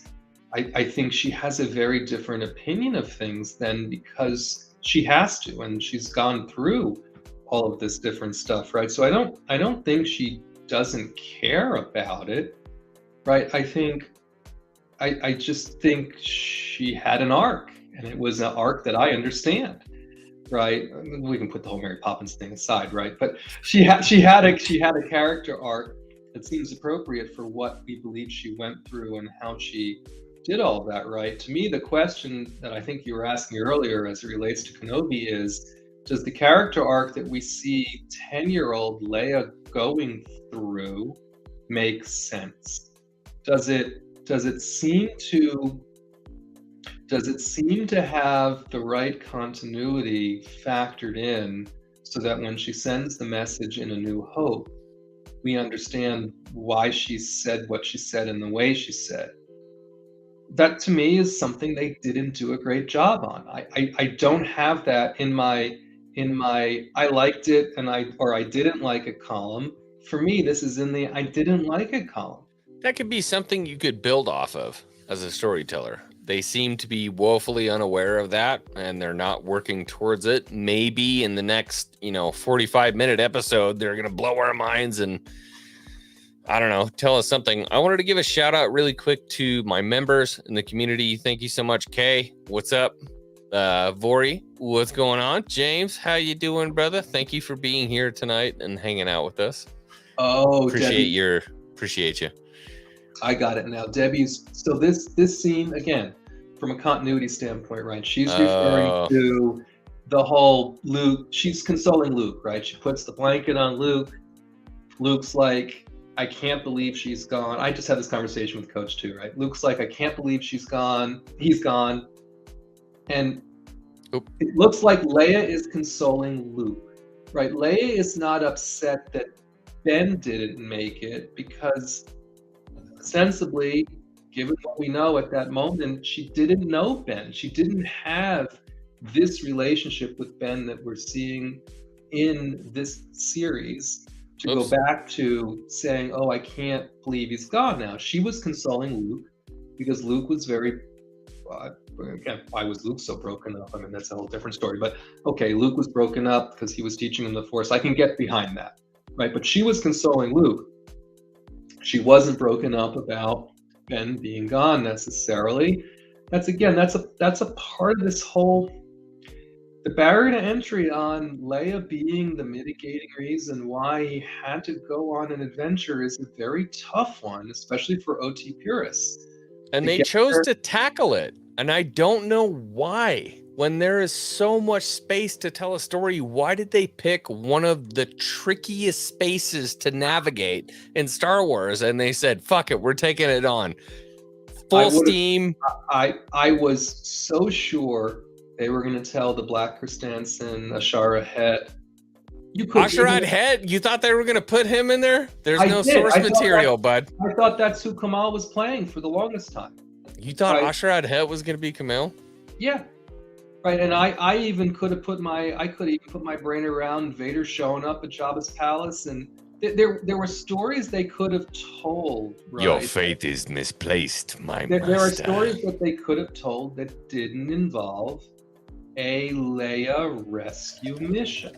Right, so again, that's why I say that the way in which they structured the story heightened the barriers to entry to an extent that they never even mentioned anything about Leia in any of the coming attractions, in any of the trailers, in any of the interviews. Unless you were into the leaks, you wouldn't have even thought there was a Leia angle here at all. And I think the reason they did that was not only for surprise, but because they knew that if they advertised very significantly that this is also a Leia story, people are going to be like, what the fuck? Oh, my little daughter is going to love little Leia, and she's going to be into Star Wars, and now she wants a little Leia outfit. It's Disney, right? It's Mando and Grogu. It's Boba Fett and the Tusken Kid or the Mod Kids, whichever you prefer. Right now, I just think they don't understand that if you tell a good story, if you plant good seeds in fertile soil, crops will grow. That's the thing they're not getting. They're like, oh, we're going to plant pretty flowers. We're just going to put pretty flowers everywhere. It's like Disneyland. We're just going to put pretty flowers, and if they die, we'll just plant a new one. They don't get that if you plant fertile crops in fertile soil and grow, that's how you're successful. They're chasing fast money right off the bat, and if they don't like it, they're going to pull the dead flower and plant a new one. And by the way, right, in Rogue One, it was Cassian and Jyn, right? In the sequels, it was Leia and Rey, right? This formula comes up over and over and over again in Disney storytelling, right? I would argue that it probably worked better in Rogue One and maybe even in the sequels, as much as we might not like Rey's character, right? Because those characters were not anyone we were invested in, right? And this goes back to something that you've said many times, which I agree with, right? When you trounce around on legacy characters, right, with stories that we understand as a part of the canon and continuity, and we have a Rescue Leia adventure, You're dancing with fire, dude. 1, 2, 3 times? I don't know, I lost count, right? And again, you can argue, people who defend the story say, well, the first time Leia was kidnapped for one reason. Second time she was kidnapped because they learned more things and they wanted to find out more.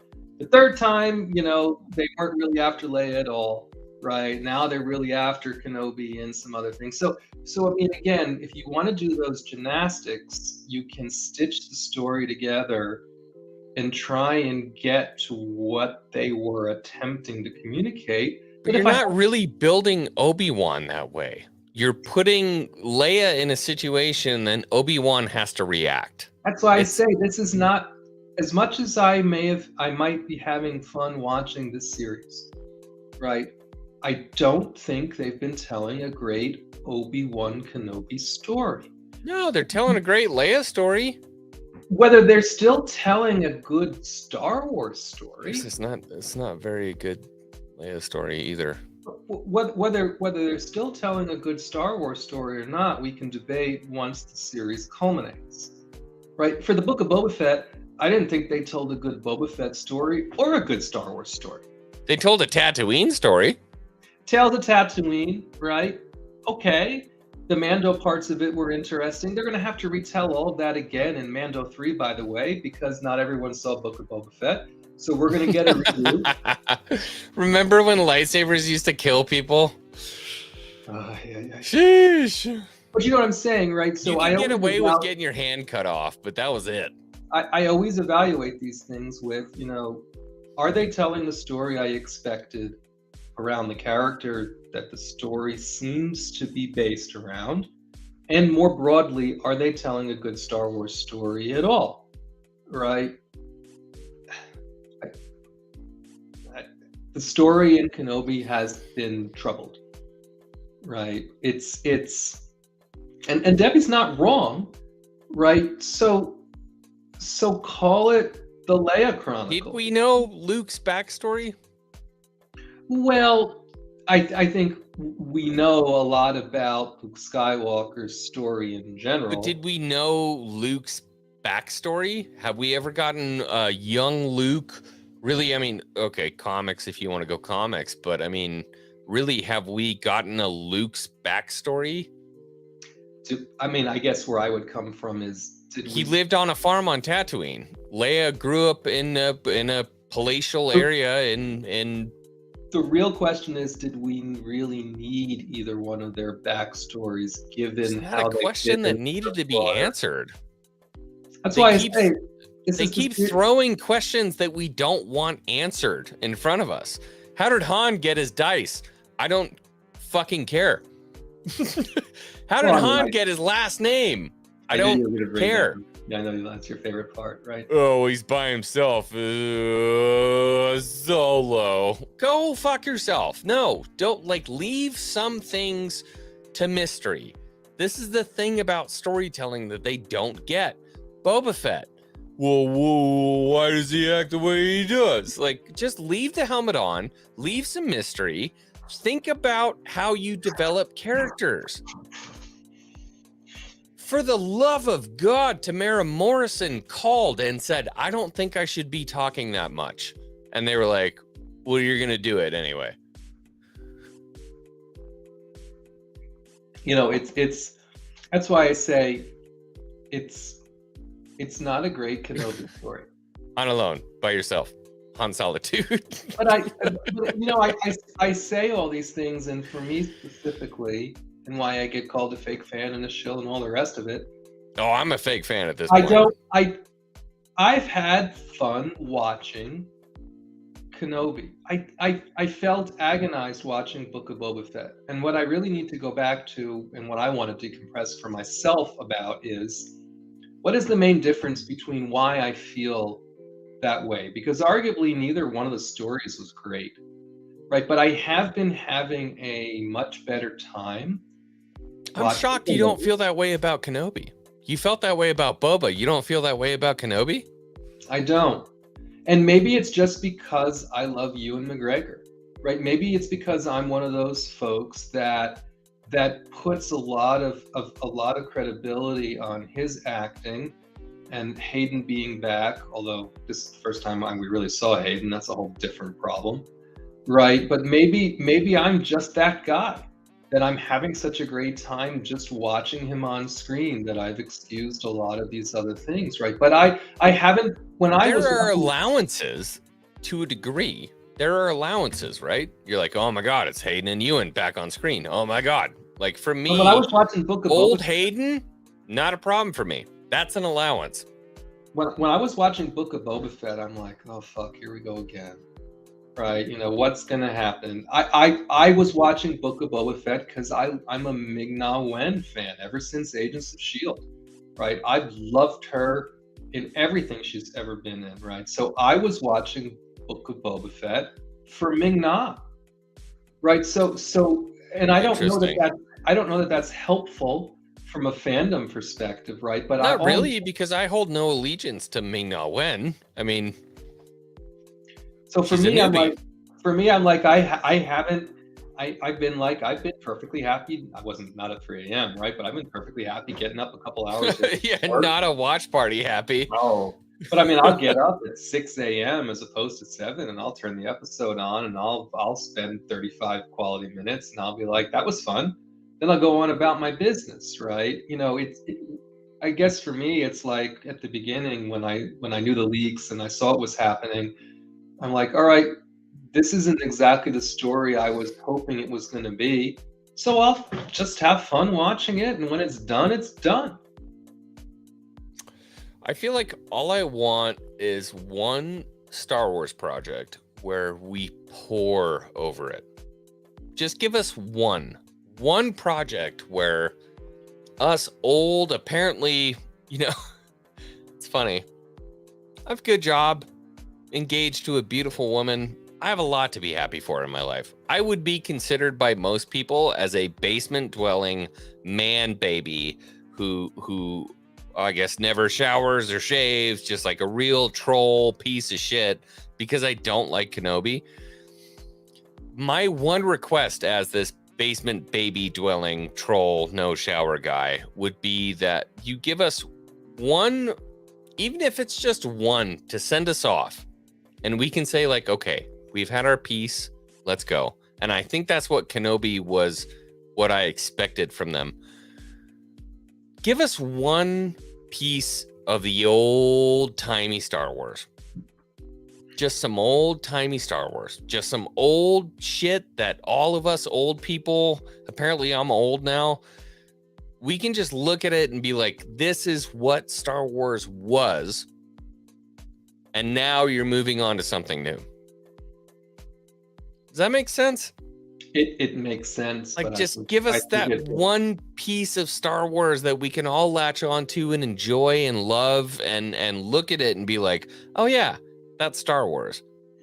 And that's why I think what this show has made me realize anyway, while I share your view there on the utopian experience, if they couldn't do it on this show, I don't think it's possible, right? I think Andor is. They did it on Mando season 2. They did it in the middle of fucking Book of Boba Fett with Luke. Even Mando season 2 finale, if we think back at it, there was the deepfake still looks like shit. You know, oh, this is, you know, oh, it's fan service, you know, oh, it's Luke back in. I love fan service. No, Serve I'm me. not saying Yeah. I was in that boat, right? But even then, there was still an undercurrent of the rest of the season wasn't that great. This was a Hail Mary, and it's always going to be there, right? What I will say is that I think The Mandalorian has done a much better job of being universally accepted by the fan base. I would consider The Mandalorian to be a successful Star Wars project. Mandalorian is. Because we were buzzing. We were talking about it. We were hyped. We're like, oh, this is great. It's awesome. With the exception of Luke Skywalker's return in that episode, and the fact that they brought in some characters from animation that many of the fan base really didn't know. They were all new characters. People were pumped on Ahsoka. Well, like, they did a great job with Bo Karen, right? She was perfect. Right. So they did a Bo Karen. They did a great. I like to call her Bo Karen. They did a great job there. That'll be more relevant in Mando 3, right? But they did a great job there with how they handled that. I just don't understand, and I know other folks have said this, right? Why not bring your A team to the Kenobi series? At least A team. You need to bring fucking special forces up in that bitch. No, but like, at least bring Filoni in a very active way. Because again, my Jon Favreau experience as a result of what he did in Book of Boba Fett's not so great, right? But at least bring Filoni along or something. I don't know. You're not going to bring George Lucas in, right? If people think George Lucas is coming back to do something actively in any of these series, it's not going to happen. Right, so you have to try and get whatever we think the best next thing is to that. And I know Filoni is also not everyone's cup of tea, right? But my problem is, absent George Lucas coming back actively and trying to do something to make this situation better, the best I think we could hope for is that as they move into their own franchise, characters like Andor and potentially some of these other things that are coming, that they do something that's a little bit more agreeable, right? I don't know what's going to happen in Ahsoka. We all think Ahsoka is going to be a treat because Filoni is heavily involved, and we have an opinion of what they're trying to do with Ahsoka as it relates to now Sabine and some of the Rebels angles, and Ezra and Thrawn. I really hope that they live up to that expectation. So, interesting point here. Allow Favreau and Filoni to be in charge. They are. To a degree, they definitely are. Lucasfilm has been on this kind of like kick where they're like, let's stick as many writers as we can on one show. And anyone who wants to write a Star Wars story, they're throwing shit at the wall and seeing what sticks at this point. And they're like, oh, episode 5 was great. Guaranteed. Whoever was involved with episode 5 is getting a fucking promotion and a Grand Inquisitor badge pinned on their fucking lapel. I think what needs to happen is they need to get way away from what we know of Star Wars. They need to get way away. They need to get away from the Skywalkers. They need to get away from that era, that entire timeline. And I'm talking BBY, call it 1,000 front and 1,000 back. Get away from it. Get the fuck away from it. Just get away from everything that we know and love about Star Wars, because if you touch it, you're going to fuck it up. I'm with you, right? Anything that exists in that era of Star Wars is open heart surgery. It's open heart surgery, and they have a scalpel, and they're just walking in like, "Hi, I'm an intern," and they're just fucking cutting veins and fucking shit up left and right, and they're like, "Well, if you don't like it, fuck you. I'm a diverse intern," and they're cutting shit up and doing all kinds of bad shit.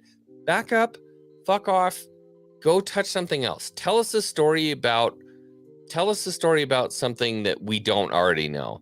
Because the bottom line is, hardcore Star Wars fans who know this franchise, who know the area that we exist in, if you touch it, you're going to fuck it up. You're going to fuck it up. This is part of the reason why I think we shouldn't want an Ahsoka series. I don't want any of that. I've been so nervous. I mean, seeing the way they fucked up the Inquisitors, which again, you would have thought Filoni would have had some wrecked purview in. That's why I'm like, everyone's like, oh, Ahsoka. I'm like, I don't fucking want an Ahsoka series. Who knows what Thrawn's gonna look like, for Christ's sake, right? There's so many potential. He'll be green. I don't even mean what he's going to look like from a makeup standpoint. I just mean what version are they going to give us, and how is it going to live up to expectations, and some of the rest of all of these other things, right? I'm like, well, how many books have we read about Thrawn where we know how he acts and his intelligence and things like that? And dude, the second that Thrawn gets cucked or outsmarted by somebody that Disney creates, character's ruined. And you know that's going to happen. There's going to be, because they're going to write the story where somebody outsmarts Thrawn. Ruined. Character's ruined. Done.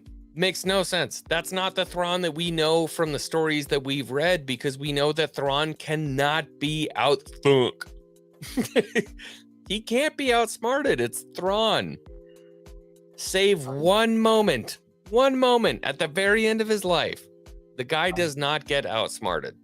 I'm totally with you, right? And so, and even the chat's been like, well, don't touch the Old Republic, don't do this, don't do that. The problem becomes, right, unless they continue to invent their own stories with their own characters, they can be within established timelines or timeframes that we know about, right? But the characters have to be uniquely new characters that they can develop and Rogue show One. us.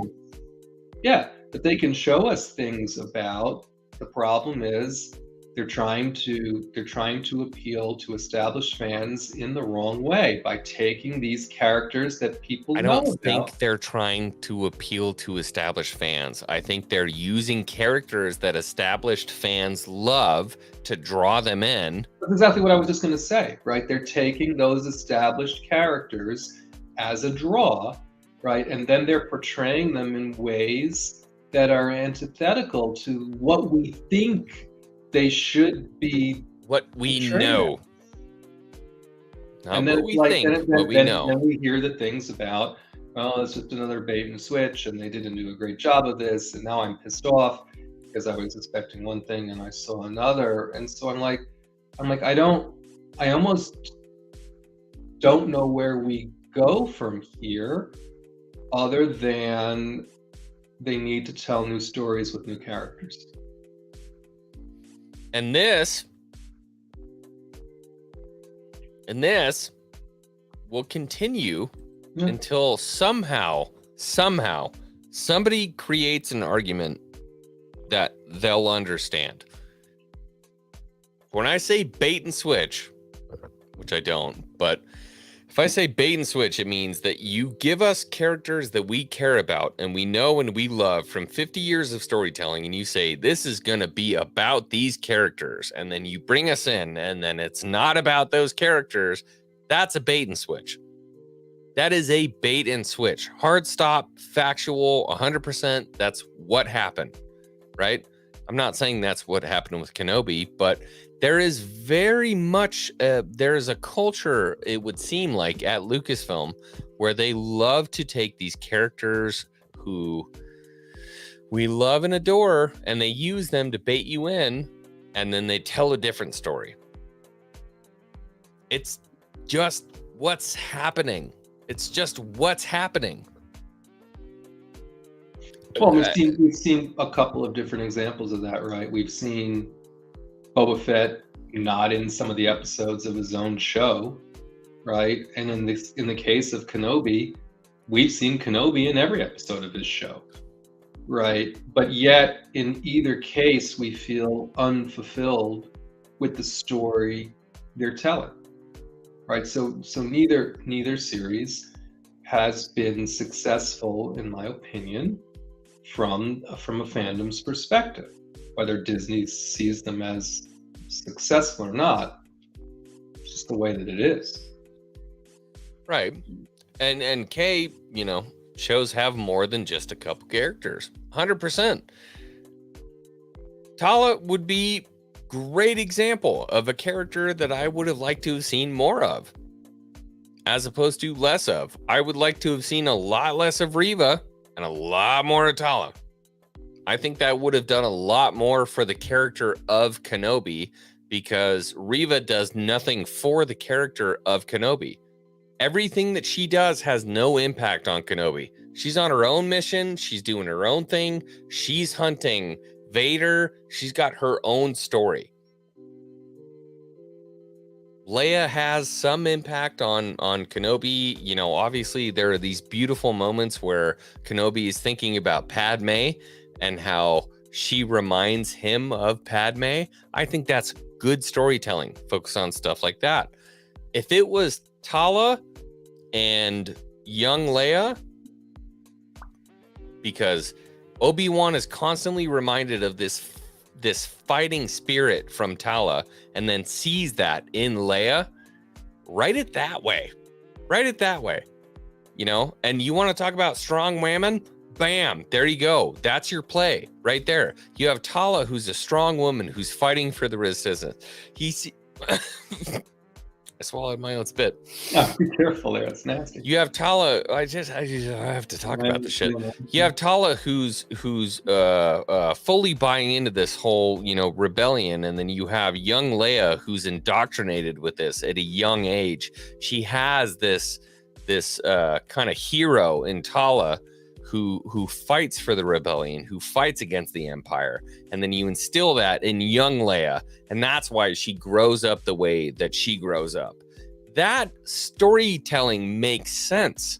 All that shit makes sense. So use the good parts of it. The stuff with Reva, it's just like, okay, oh, you're hunting Vader, okay, good for you. I don't care. I don't care about any of it. She got stabbed in the temple. Should have died. Didn't die. Okay. She grows up. Hunting Vader. Gets stabbed. Doesn't die. Okay. Again, I think, and Ladaja said it as well, right? They did the best job with Reva's character from a writing perspective and exposition in the 5th episode. What the fuck? Right. Well, I just don't understand the way they're telling the story, right? And why it takes this long to get where we're at and stitch it together in a way that folks who might not have put it all together or had any of the background can understand it. And now we have to assume that her motivation going forward is, well, now I'm just mad. I'm mad again. All I know to do, I'm gonna take Anakin's kid away from him, and it's also Ben Kenobi's mission. I'm gonna fuck both of them. I'm gonna go to Tatooine and screw them. Right? And even then, I'm not even sure. Assuming that's what the motivation is, right? I'm not sure necessarily how that's even consistent with what they just tried to explain in the 5th episode. right? I just don't get her, and it has nothing to do with the actress, right? I just don't get the way they've written that story. It's like Hux. Remember when Hux killed trillions of people, and then he's like, "Oh, by the way, I'm a spy." You were worse than Hitler by like 10 trillion. You're way worse. Way worse. You're cutting people's hands off, fucking people's lives up, and now you want me to like care about you? Yeah, I don't. No, I don't like you. You know, You're it's childish. Impotent is not the right word, but you know, it's like I don't care about you. You've put this person. You've tried to make them so bad. This person stabs the Grand Inquisitor through the chest. And then they're cutting people's hands off. Oh my God. And now they're like, but they're actually good though. They're actually good. well, I don't. So for me, Is this a lineup for China and what's going on in the Uyghur Muslim camps? but I haven't even gotten out of it so far that Riva is good, right? The only thing I've gotten out of it up to the They already said, they handed it to you on a fucking platter. The only thing I've gotten out of it at this point is she just wants Vader dead. It doesn't have anything to do with whether she's personally good or bad. She's just pissed off and she has an axe to grind. Right? For me, I'm not getting any goodness out of her. All I'm getting is she has a revenge fetish against Anakin Skywalker, and she's going to use any means at her disposal to do the guy in. Right? It doesn't. She's not declaring her allegiance to the rebellion. She's not. I don't get that she has in her heart to help other force sensitive people. That's why you hear Kenobi say, "Are you going to let him do to them what he did to your friends?" I don't think she had any care about any of those other people. They were all a means to her end to get to Vader. I get it. I get that argument. How many movies have you watched with the person who plays the cool revenge on somebody, right? They have to work their way up through the organization and they have to find the top guy to get revenge. How many movies, TV shows, anything have you watched where that person's like, "I'm better than you. Get away from me. I'm so much better than you." And everybody in the organization is like, "Bro, you need to chill. You got to chill, bro. You're too much right now." It makes no sense for the storytelling. I have never seen a story ever told where somebody acts like that and it makes sense for revenge. Don't misunderstand me, right? I'm not saying that I like the story or that I think it makes sense. All I'm saying is I don't see any goodness in her, right? I see someone who's blinded by revenge. Now, I think by the time we get done with episode 6, that's when we're going to see, okay, she's realized the error of her ways, and for this reason and the other, she's turned the corner. But all I'm saying is up to this point, I've seen a very poorly developed, spiteful, bratty, revengeful, annoying stereotype, right? And so, yeah, I'm not saying I like it, right? But this whole she's really good at heart and all this other stuff, they haven't given that to me. It's not what I'm getting out of the story. At least not yet. So this is where I will agree with some people to say we have to wait until the whole thing goes, right? Before it's over, you're going to be right. Before it's over, she's going to have her redemption arc, right? Things are going to happen, right? She's going to be like, you know what? All this time I had my anger doing whatever, right? It's going to happen. All I'm saying is it just hasn't happened yet, and it's tiresome, right? It's a very tiresome way to tell the story, and this goes back to why I would have either preferred a movie or I would have just preferred for them to drop it all at the fucking once. Let me get through it, and then form my opinion on the story end to end, what I liked, what I didn't like, and not have all this nonsense go on over and over and over again. Is the Grand Inquisitor really dead? What are they doing to me now? And all this, it's just unnecessary from a mystery box perspective. The whole thing makes no sense. You could literally eliminate the character of Riva, and the whole show would still make sense. Think about it. Get rid of Riva completely. The whole show would still make sense. It's true. So I say any Inquisitor could add the antagonism that they were originally trying to get from Riva, right? The problem is they have to write a redemption arc story into a lot of these these things that they're giving us, right? Because that's the story they write. Think Vader hears bumblings in the Senate about Bail Organa being, a separatist at this point from the Empire. We'll call him a separatist. What do? Let's kidnap his daughter. See what happens. Obi-Wan Kenobi fucking shows up out of nowhere to save his daughter. Vader's like, holy fucking shit. Obi-Wan is alive? And there you have your big conflict, right? And then you have the really nice building aspect of Tala and young Leia. Play off of that. That's a beautiful show. Great. Done. Writing handled. LucasFilm, fucking hire me because you need help. You need help.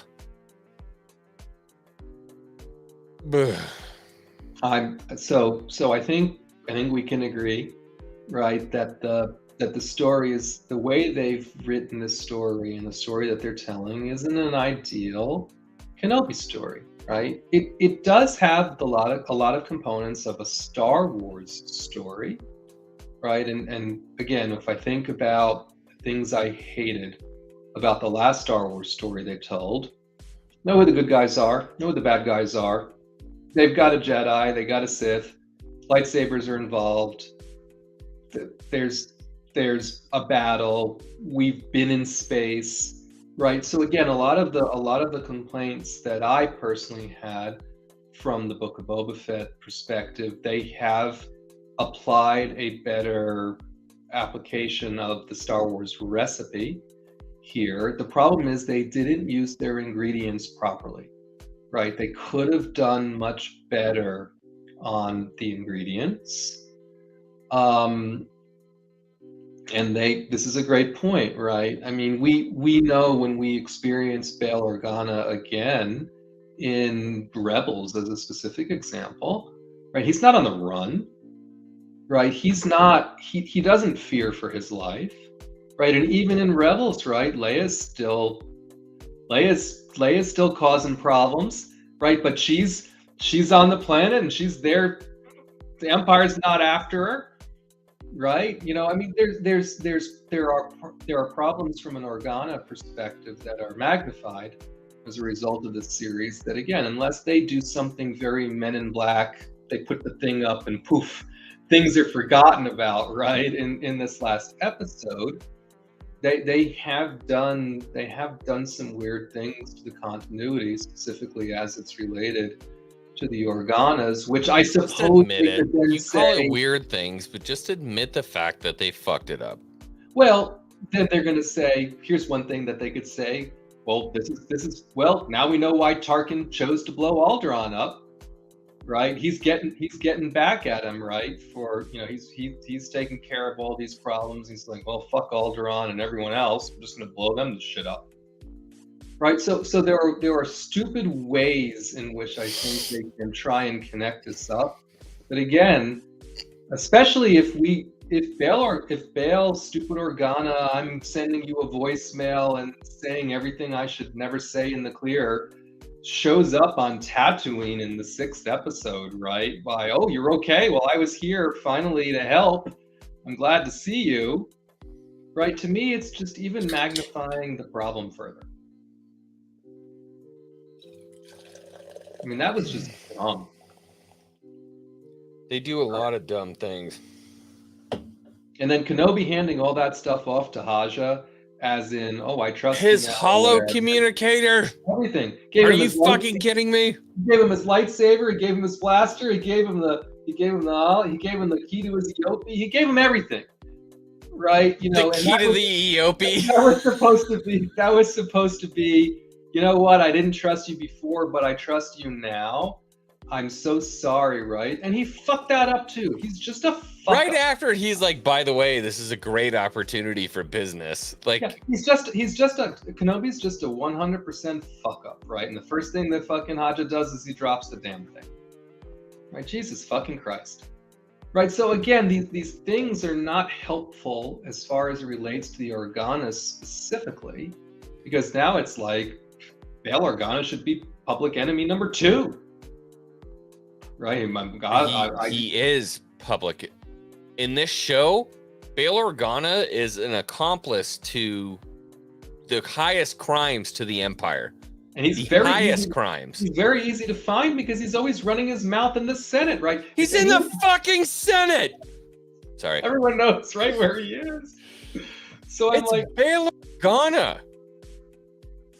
So I'm again, the things that they've done in the storytelling. Has it directly fucked canon? No. Directly in the show, if you know nothing about Star Wars, no, it has not directly fucked canon. Anyone who knows anything about Star Wars, it has directly fucked canon. I will say that. And to this point, I'm almost at the point where I might die on that mountain. I'm not quite there because my opinion will always be able to be changed, but I'm close. And it's just, I'm done.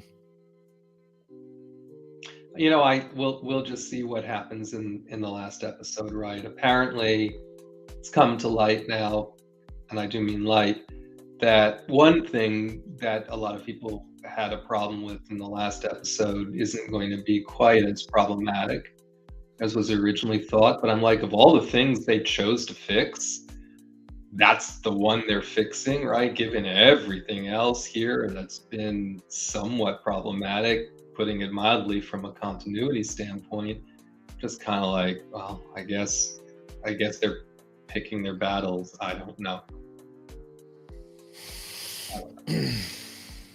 So comes the end of the night where we raise our glass. My good friend, raise your glass. Slanjavar. Salute. To Star Wars fans everywhere.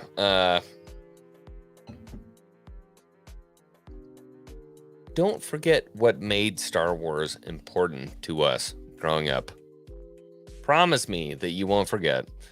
I will always be happy about good Star Wars content that is made. Always going to be happy about it. When something is bad, I will never lie to you and tell you that it's good.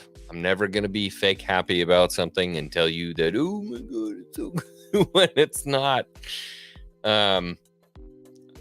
More than anything in this world, I am a Star Wars fan. And I will always be a Star Wars fan. And I'll fight for it when it's bad. I'll praise it when it's good. We just haven't had a lot of the good lately. But maybe we'll get there. Everybody, have a good night. I want a big round of applause. Let me get some ones in the chat from Moff Rissman for backing me up here. Woo! Let's go, Moff.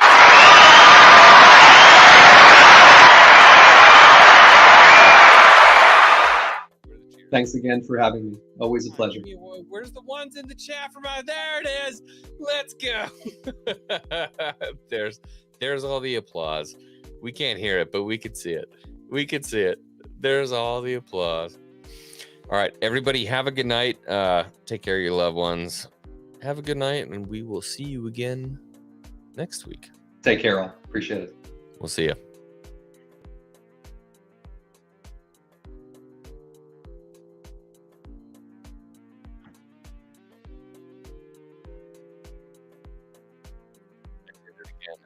this video instead of ending the broadcast. Yeah, I was like, I'm just here by myself. Well, this is why we do late nights. You know, I promised you I would get drunk while It's still live. And the live. Yeah, I know it is. Yeah, no, I know it's live. What I told you was I was sober when the stream started. It's like, no, you put it on me. It's like, I would get drunk during the stream, and here we are. Now I'm drunk.